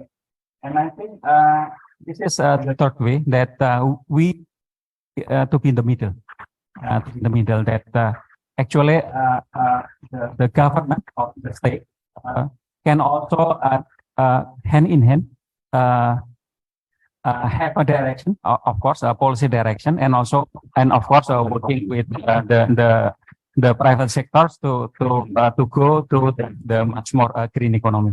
So that is actually Indonesia now. This is my reflection. Indonesia now are doing that. So we are not to the right side like. Oh yeah. Okay. So we don't have to be like Milton Friedman or Anna Kruger, something like that. But we can go or the left side like let's say China, something like that. But we can be in the middle. And what is the realization? What is the realization in practical level? So Indonesia is now as we have the national development for the medium term. So we mainstream our strategy related to low carbon development economy. That is the strategy that we have. And also we have now to achieve the golden age of Indonesia in 2045. So we have also the green economic transformation, and there is a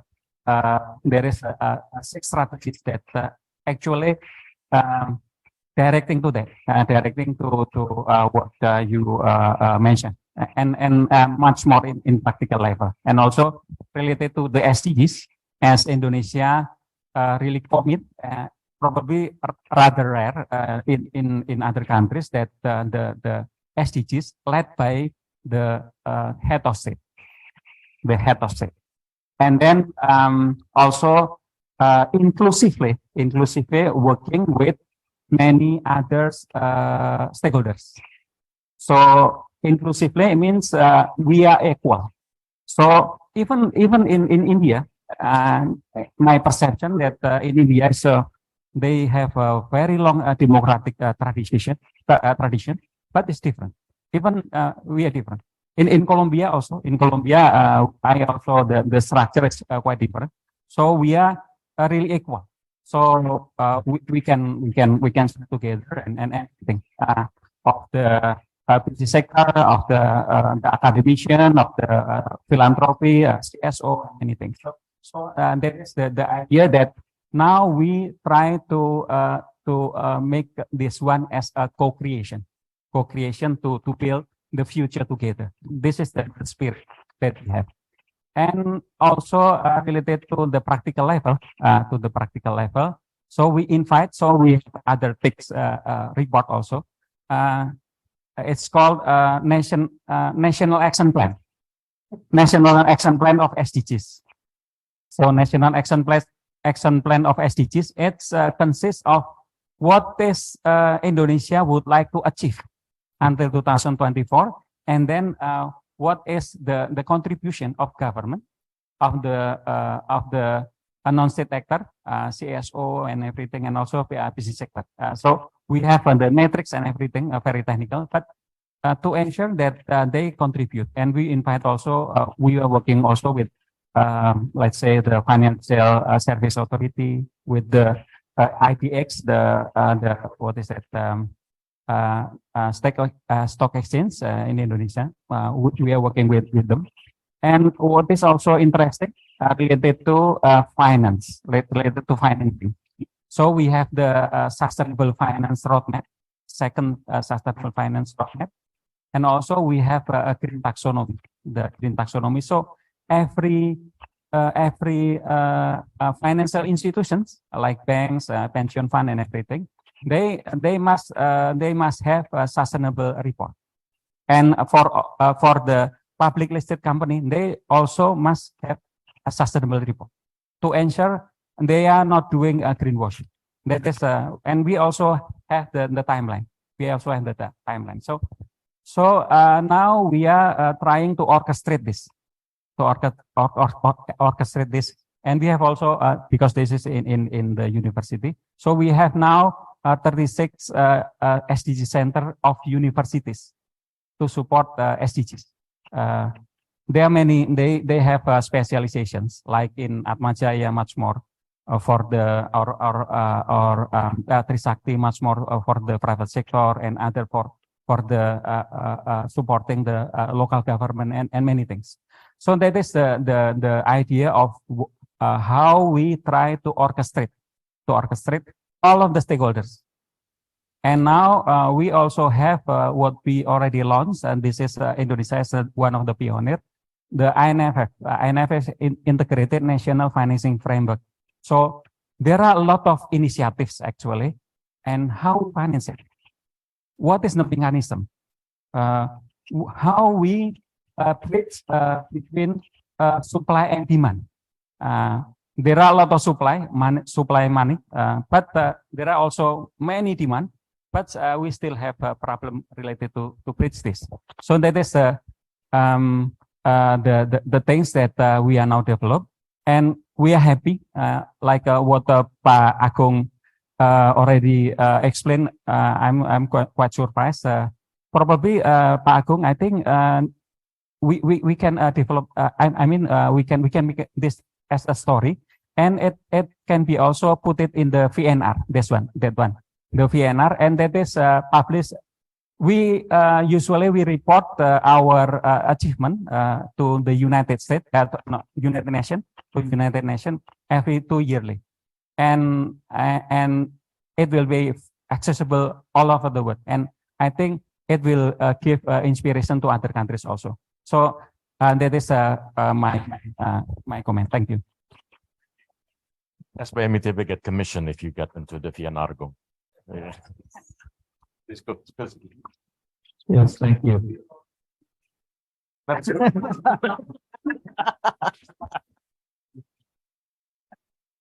Yes, thank you very much. It's been a very fruitful start of a discussion. Actually, I'm very happy to see everybody's presentations, which are quite optimistic. And what I would like to do here is, just for the sake of discussion, put probably a cold shower to all of us.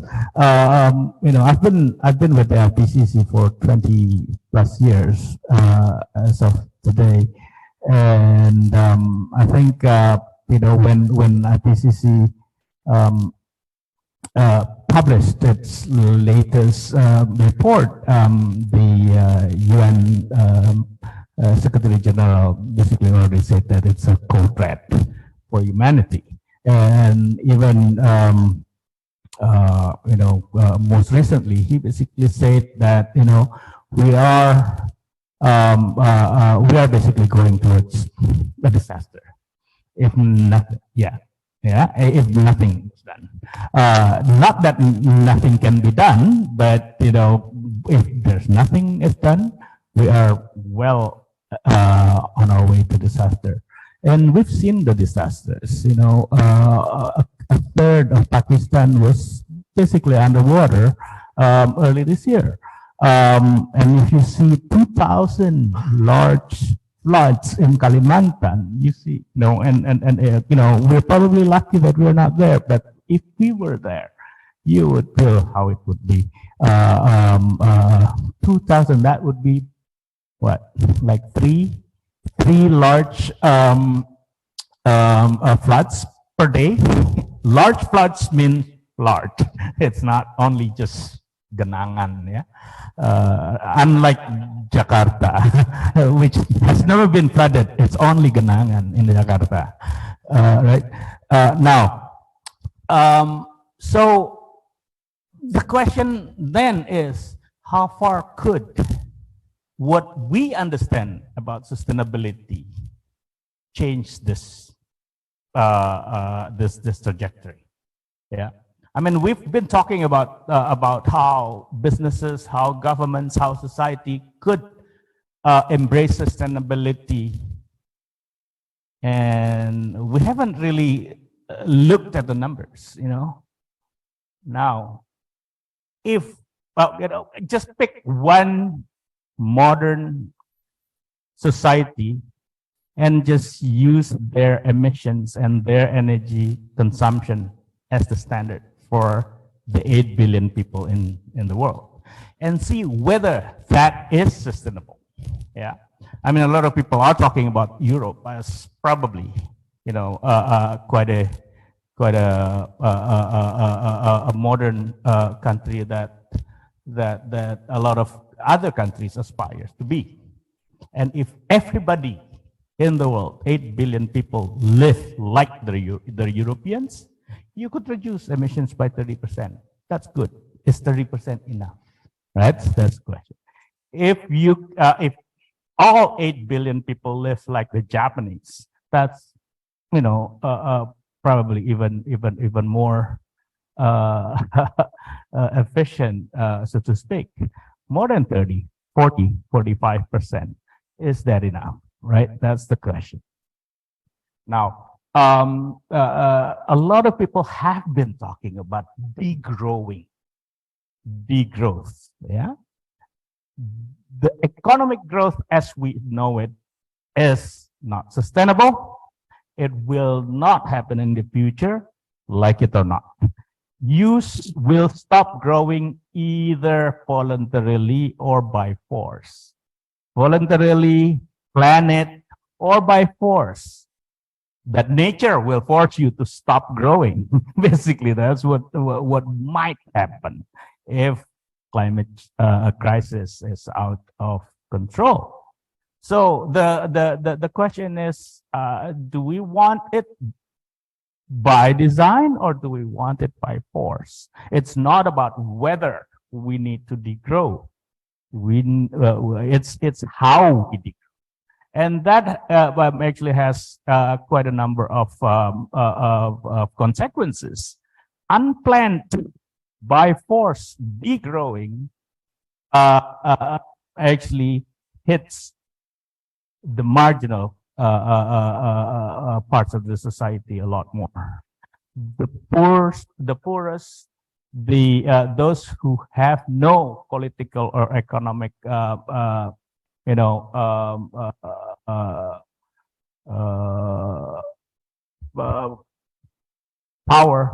will be the first to get hit.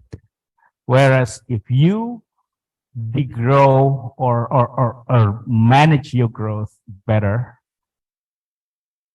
you can actually distribute in a more justified manner. It's what is called just transition. Basically, we need to make sure that no one gets hurt and no one is left. We need to rethink about what we usually call green growth. Because a lot of people have begun thinking that there is no such thing. Yeah. Is sustainability goes beyond green growth, or is sustainability changing the way we see growth, changing the way we see wealth, changing the way we see prosperity? Yeah, that's the thing. And that is actually a segue going to discuss about G20. I actually was going to G20, but a number of reasons I actually canceled at the last minute, really at the day when I was about to get on my plane. I had my tickets, I had my my passports and visa. A number of reasons, of course, one of which was, I had to only be there for 1.5 days before I had to go to Bali. COP, yeah. Oh, sorry, to COP, yeah. I went to, I had to go to Egypt, and then I canceled it the day when I was about to go, because there was a problematic, basically schedule that I had to be with Mas Agung and everybody else in Bali. And one thing about G20 is that a lot of things that are I would say questionable, to say the least. Of course, yeah.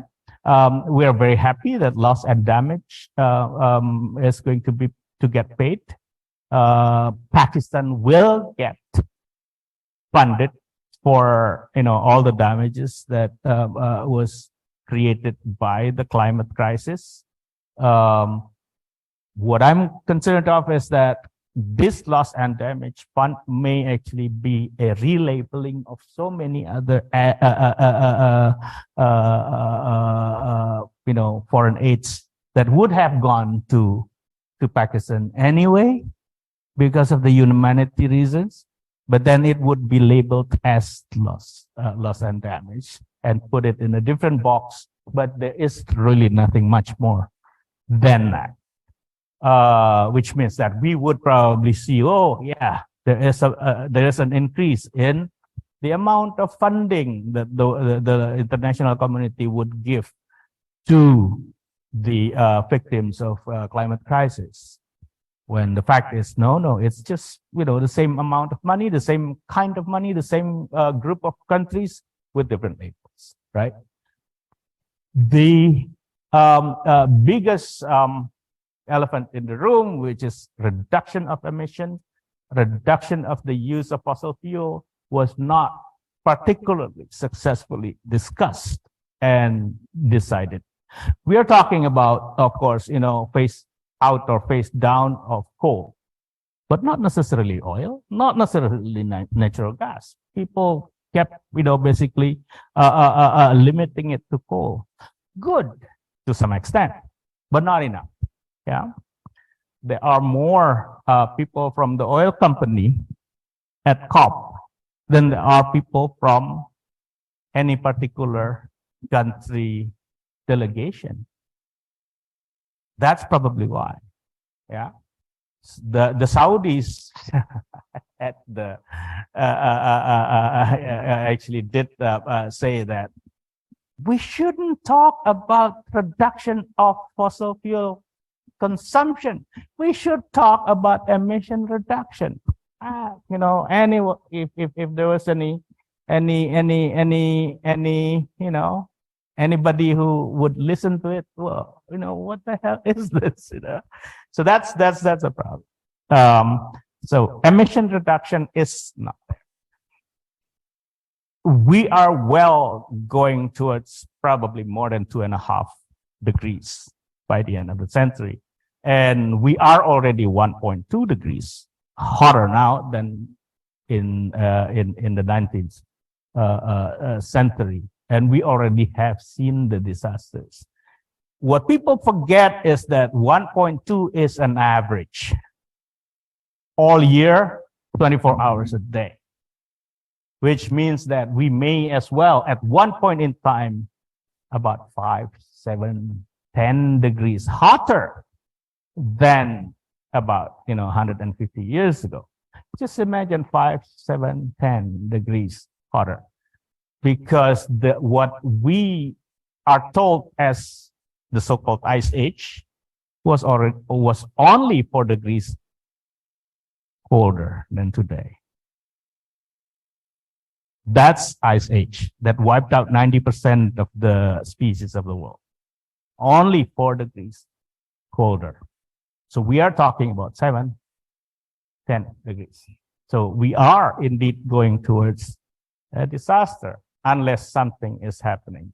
A lot of people basically say, 1.5 degrees, forget it. We're not getting there. Realistically, we're not getting there.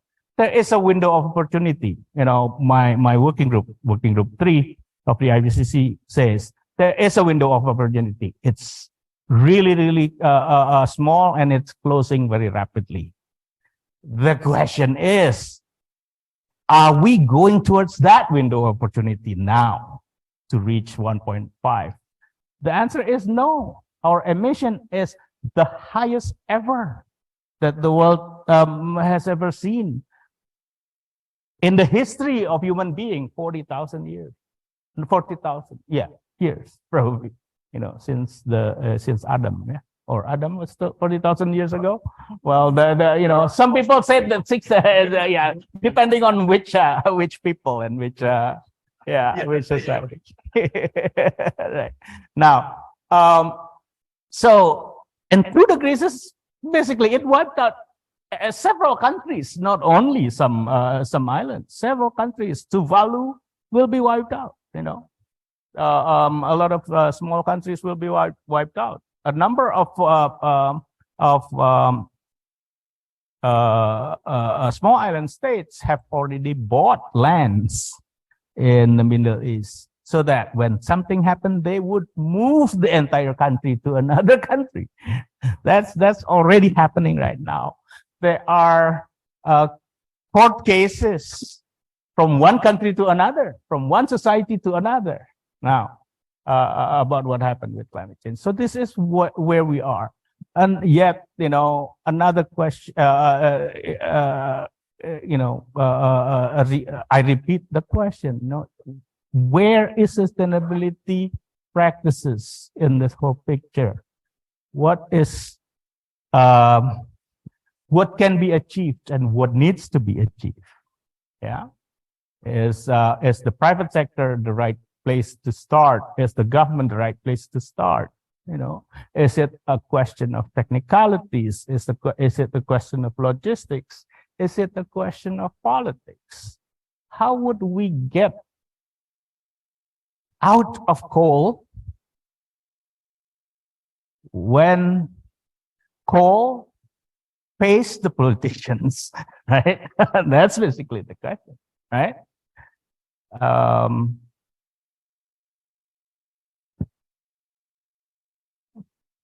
Okay.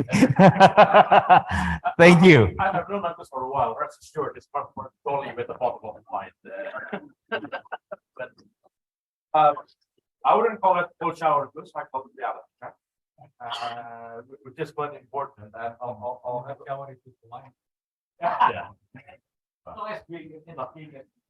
not sustainable, but bringing what Agung said to the business realm, that the business schools and given the theme of the day, with Pertamina in the room and others, I think we heard that the number of a few $3 trillion investment gap every year in energy transition alone is higher when you talk about the world SDG. I think something like $5 trillion gap.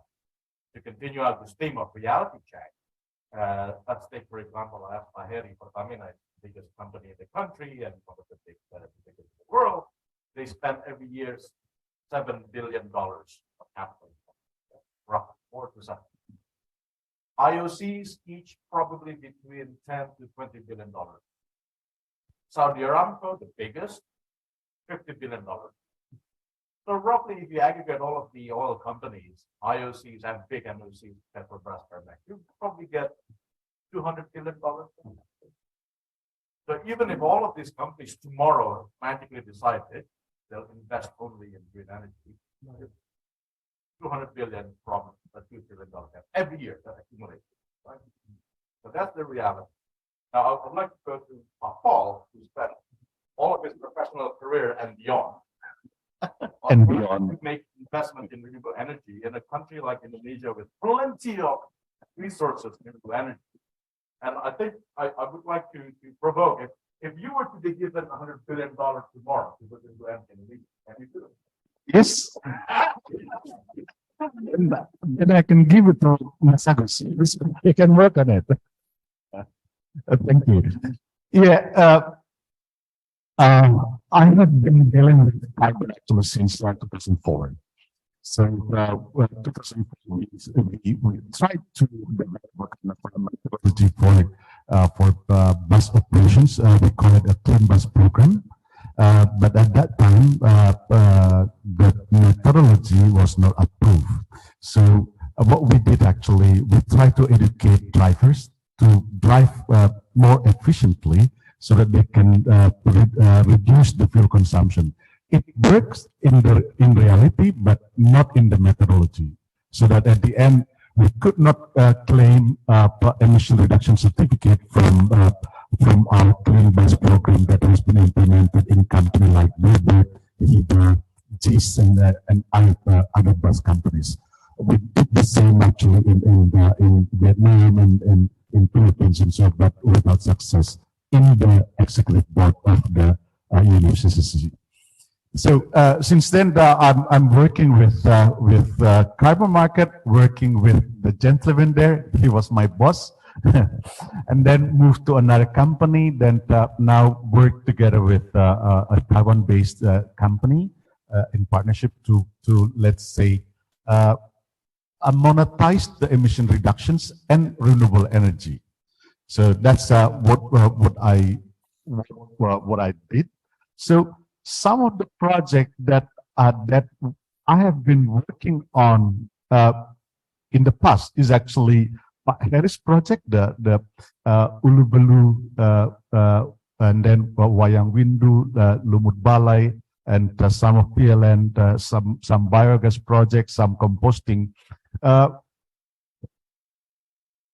I mentioned that because this 100 billion is actually the number. Say again? Oh, no, we can ask your neighbor. So means actually there are a lot of opportunities that we could let's say finance in order to go to green economy, to become more sustainable and so on. So in one of discussion about a month ago with a state-owned company, there is a forum. How do you call it? Forum TJSL. Are you from Forum TJSL? Yeah. It is organized by State Ministry of State-owned company, and I was invited to speak there on the decarbonization. And there was someone there from Pertamina, and I told bluntly to the one from Pertamina, "Don't you leave the company? It's a dying business." So, sorry to say the fiery and the team here. Yeah. So the reason I'm saying that is actually because if we are thinking about this corporate sustainability, means actually we have to think about transformation. So we cannot live with oil anymore, but can we do something about it? You are an energy company, but can you do something in energy instead of only oil and gas? So as the largest, one of the largest company in Indonesia, I would have expected, for example, that Pertamina would participate in the investment in the development of the how do you call it, the special economic zone in North Kalimantan, together with Adaro. because they are planning to invest in new coal power plant. They ask for about 5 gigawatt of coal power plant. What if they could, for example, replace the coal power plant with, let's say, solar PV combined with hydrogen, whatever renewable energy that you could name it, in replacing this kind of coal power plant? Why it becomes a matter? It comes actually in the last minutes of negotiations related to this JETP, Just Energy Transition Partnership, when IPG international partner groups that consist of US, Japan, and UK and other countries try to negotiate with government to, let's say, implement the coal phase out or early retirement, calculating the number, what would be the baseline scenario for today, the emissions of our sector today, and what would be the emissions in 2030. And suddenly there was let's say, message flowing around saying, oh, by the way, Indonesia will build a new 5 gigawatt coal power plant. So, but it's actually not directly linked to the grid of PLN, but linked with it will be a captive. That's why I would expect, for example, a company like Pertamina would invest massively in renewable, although we know that they have already Pertamina geothermal. Then the let's say exercise that Pertamina have started already with Mas Agung, right? But is there any way of let's say doing something else, transforming the business to become more sustainable? There is one thing. The other thing, what we have a short discussion before here in the front together with Mas Agung. What become matters actually for the business in Indonesia later on is especially for those companies that export their product, just like Mas Agung in their industrial estate. In the past, I have several discussions with Nike, Adidas, and those of these consumer goods multinational companies. They are trying to reduce the carbon footprint, so reducing the product emissions of their product. The reason being is because the people, the consumers in the Western countries are more conscious about the emissions. They are asking product with less emissions. So if for example, a product from Indonesia would have higher emissions, then definitely they would not buy it. The Nike as a brand owner would not buy product from Indonesia, but instead will go to other country, get the product from other countries, and sell it to their consumers in Europe, in US, or in Australia, leaving Indonesia companies without any activities. So that's what Mas Agung said. So within 5 years, we might move. So this is actually the thing that worried me, worried some, let's say some manufacturers, if with their future.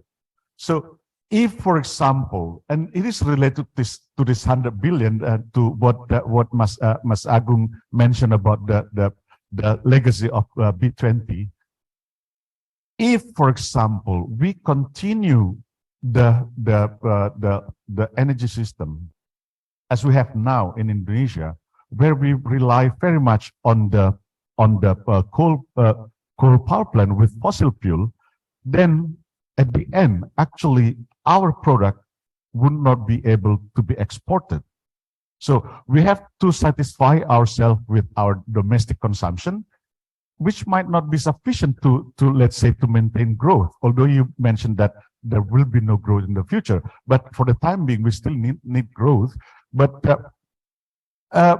we will not get, let's say, new investment, because learning from let's say the discussions or what we have read from the newspaper about the Tesla story, that they said they would not invest in Indonesia because of something like that, then it is not only Tesla. No new investment would be expected later on. And this will be actually the problem if we maintain like that. That's why the strong message that has been delivered during the B20, G20, that's really good message. However, very important thing is actually how to translate that domestically. The 15% is one of them. We are talking about a carbon market, for example, in Indonesia, but there is in the power sector, for example, there is a BOD regulation of PLN saying that the carbon right would be owned by PLN. Then we'll leave the private sector that invest in renewable energy, for example, without any carbon right. So this is the message, the regulations, the regulatory issues that need to be think through so that it would be workable at the micro level. That's very important. And then the other thing, because you mentioned about the COP, this is the third time that I went to COP. Actually, my first COP was in 2007. 2007, yeah, 2007. I was just a kind of observer, part of the thing that we when I was working together with Mas Agus. Last year I participated in Glasgow, and this year is in Sharm el Sheikh in Egypt as part of the negotiator working on Article 6. There are a lot of issues discussed. 45 people around 45,000 people came to that conference, but most of them actually let's say participating in a lot of discussions, a lot of topics, a lot of technologies issues and so on, but only small part negotiating.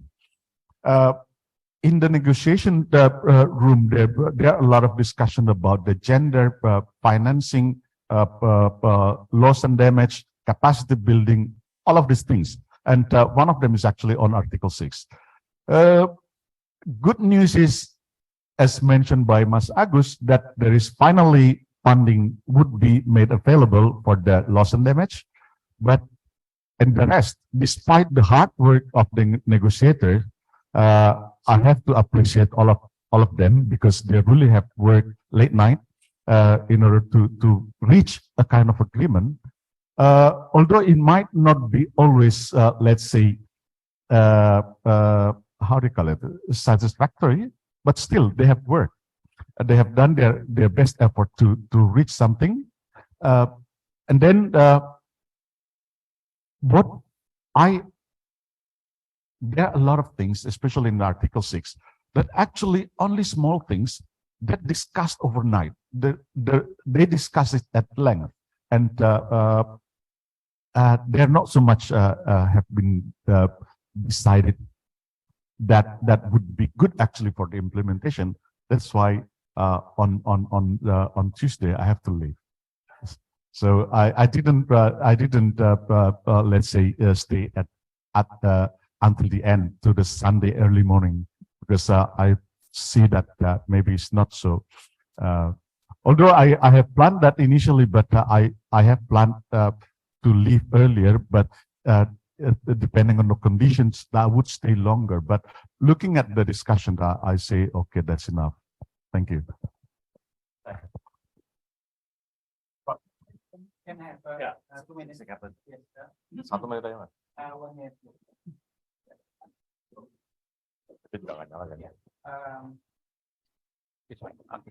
So I forgot to mention about Pertamina. So my expectation actually. So I went to Dubai some months ago, and I saw the biggest solar park in the world. I think it's incredible. And in the why that this happened, because the land is free, so it's because they're in the desert.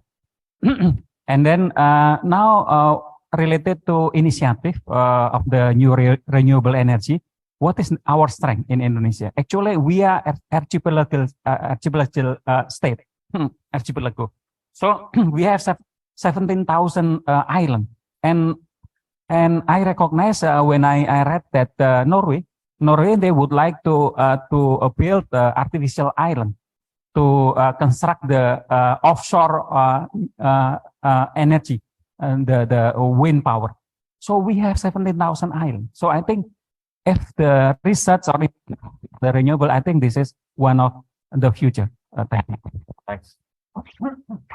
Thank you all. I have an invitation and a proposal.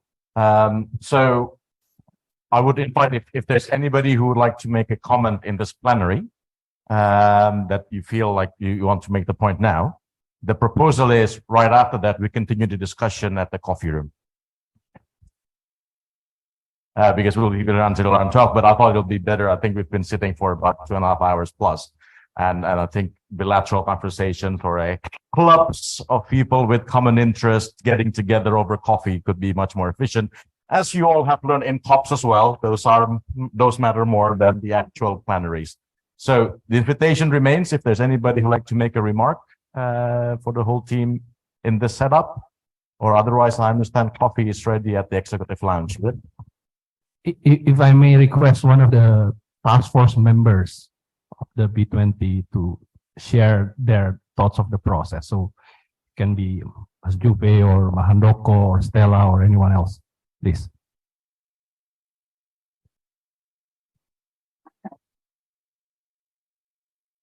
Okay, what should I talk about, Agung? Actually, I'm in a policy team. I'm a sub-policy, which is in the just and orderly, which I actually have some thinking, some idea about our discussion in here, but not really related to the B20. If I may, if you may, I will try to speak up about my thinking. I will represent youth in here. Okay, I will represent youth in here. Okay, when we are talking about sustainability, we're talking about ESG, we're talking about energy transition and all of these things. Sometimes we forgot about the fundamental thing that we are facing right now, that the world is currently carrying around 8 billion people, right? And still growing to 2060 to 9 billion, which is, we are having so many people right now, which is quadrupled since 100 years ago. And when we are talking about this many people, we are talking also about the energy demand and also the demand for economy, for better life, which we have to support these 8 billion people. And when we are talking about energy demand, when we are saying the demand is currently still in the fossil energy, whether we like it or not. I'm not criticizing Pak Agus's previous statement about we should immediately goes from fossil fuel to the renewable. We're not only talking about coal, but we should also stop the oil and gas. But face it, I'm going here using a fossil car, and probably most of us in here are still using fossil car, and we cannot doing the energy transition just like flipping our hand.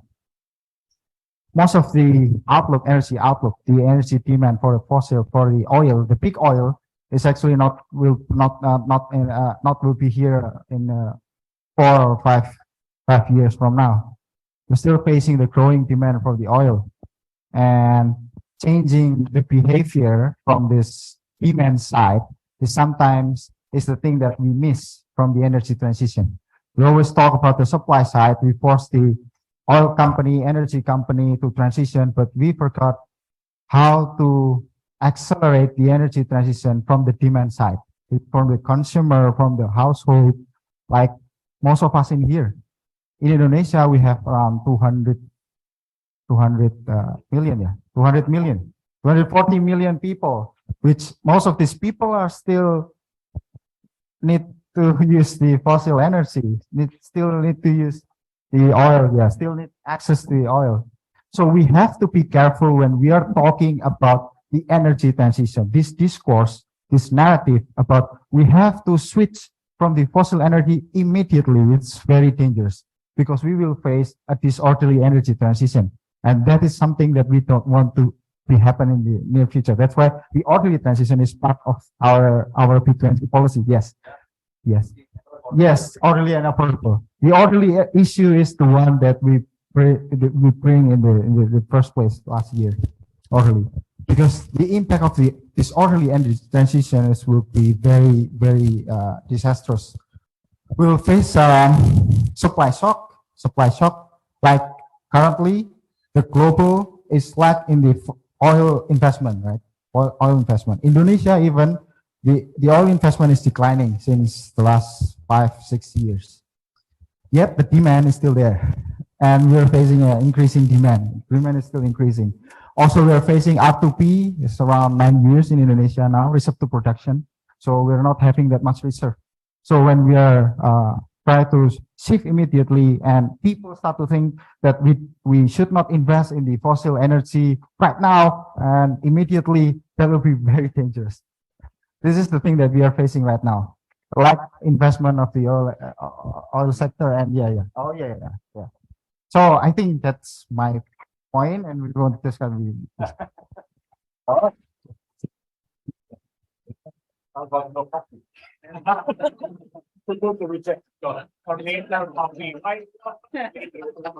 Let me go first. Yeah.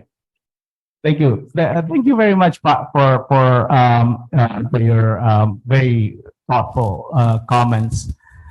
I'm just passing what nature tells us. Yeah. Is Pakistan an orderly transition? I would like to hear someone that says, yes, we want to see Pakistan in the next several years. Yeah. So when we are talking about orderly, just slowly, we are actually negotiating not against ourselves, not against our company, not against our government, not against the UN. We are negotiating against nature, which I don't think is possible. But nature doesn't care whether you are ready or not. Nature doesn't care whether the Pakistanis have been prepared to get their half or a third of their countries underwater. No, nature doesn't care. Nature doesn't care. Einstein says, when you don't have bees in the world, the whole humanity will only have 4 years to live. The whole 8 billion people. No, this is not about us negotiating with the economy or with people.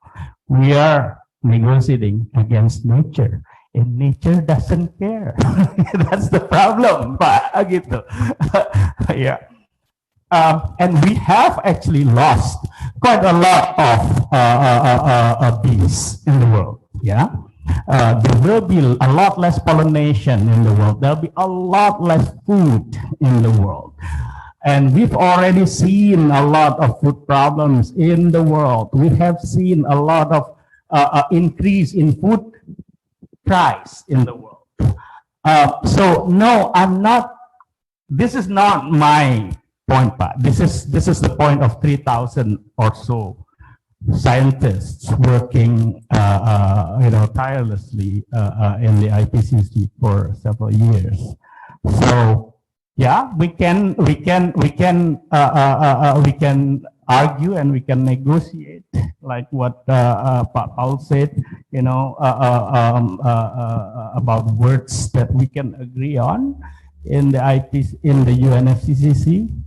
But when we negotiate against science, when we negotiate against the law of nature, I was actually expecting that Mas Jalal here was going to be sitting there, because I always cite his words. Ya, dia bilang bahwa kita itu hidup dan boleh hidup berdasarkan kebaikan alam.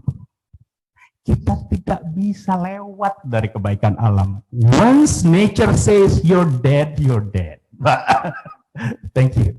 Thanks, Agus. Rob, you would like to have a reaction? I'm really happy about everything that was after me, except for the statement that you said it was a nice philosophical contribution that I made. No, it's not philosophical. It's political economics. It's the basics. And I agree with every statement made here, but I just want to reiterate one thing. The crisis is real. Nature is real. The investment policies and the investment made also in Java and whatever is real, is interesting. So coming from all around the world, I see some very interesting initiatives here, but the urgency is real as well. So one of the things that we try to figure out also as a business school, and that where we take a sort of personal responsibility, is we're not going to sit here and say, well, let's take a gradual evolutionary step. Let's do it one step at a time and see whether it works or not. We know that we need to take more drastic action. And we also know that the business models are there, might not be immediately funded in the way you would like it. We also know that it's not just consumers or the youth that have to take action. Actually, you cannot. The older generation and the people in charge of business have to take the action, but together with others. Government should not be left besides. So we know that, and we also know the trajectories that we need to do: partnerships, collaboration, investment. And we also know that complaining or the doom scenarios will be utterly ineffective, because actually we know also from psychological research, even if you're facing the doom as an individual, for whatever reason, you will be paralyzed. You will be in denial. You will be sort of saying, well, it's somebody else's responsibility. You have all sorts of words for that, by the way, but we put it also in the book. So it's not philosophical, it's psychological, it's business model, it's politics, it's economics. So everybody's right. The only thing that I want to add to this is that there are business models, but it's not one company. It's a collaboration. It's not limiting damages, which is, of course, my disappointment with COP. And the repair and damages budget actually is not settled. It's not clear who's going to pay that, who's going to profit from that, how many is there. By the way, from a philosophical point of view, and I'm philosophical, it will not be enough. It will not even cover Pakistan's needs, let alone the needs of the others. So we are entering into a negotiation on the global scale, who's going to pay. And by the way, you also promised in Paris 2015, 100 billion in a fund, which has not been implemented anyway. So you're engaging in a sort of negative scenario that I would advise you now from a business point of view, don't do that. Of course, do it, but don't think that that will be the solution. So you have to invest in the positive story. And the positive story is not naive. Nature matters. Yes, of course, nature is the ultimate sort of decider on this rat race that we're engaged in. But humans and businesses in particular, that's why the business school is so important, have to take the action. Inaction is no option.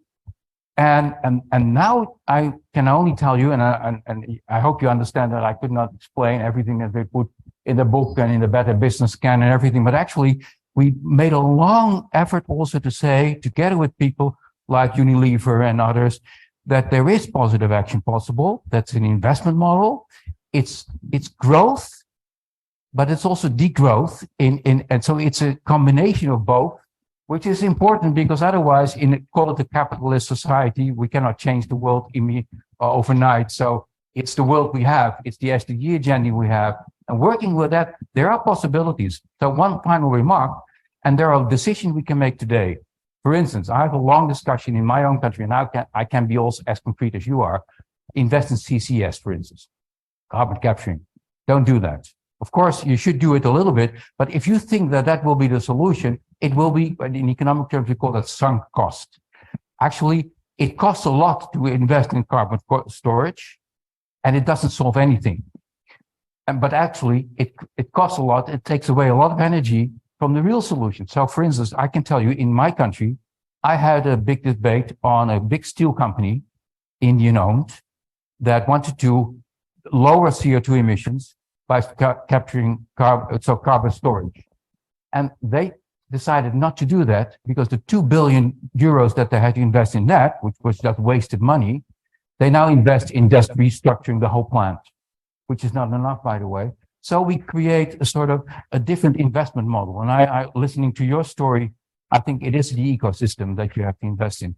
And then, and maybe the last thing, and I also refer to your remark, it's about the moonshot, but not 2060. Please, not 2060. I always quote one of my heroes, John Maynard Keynes.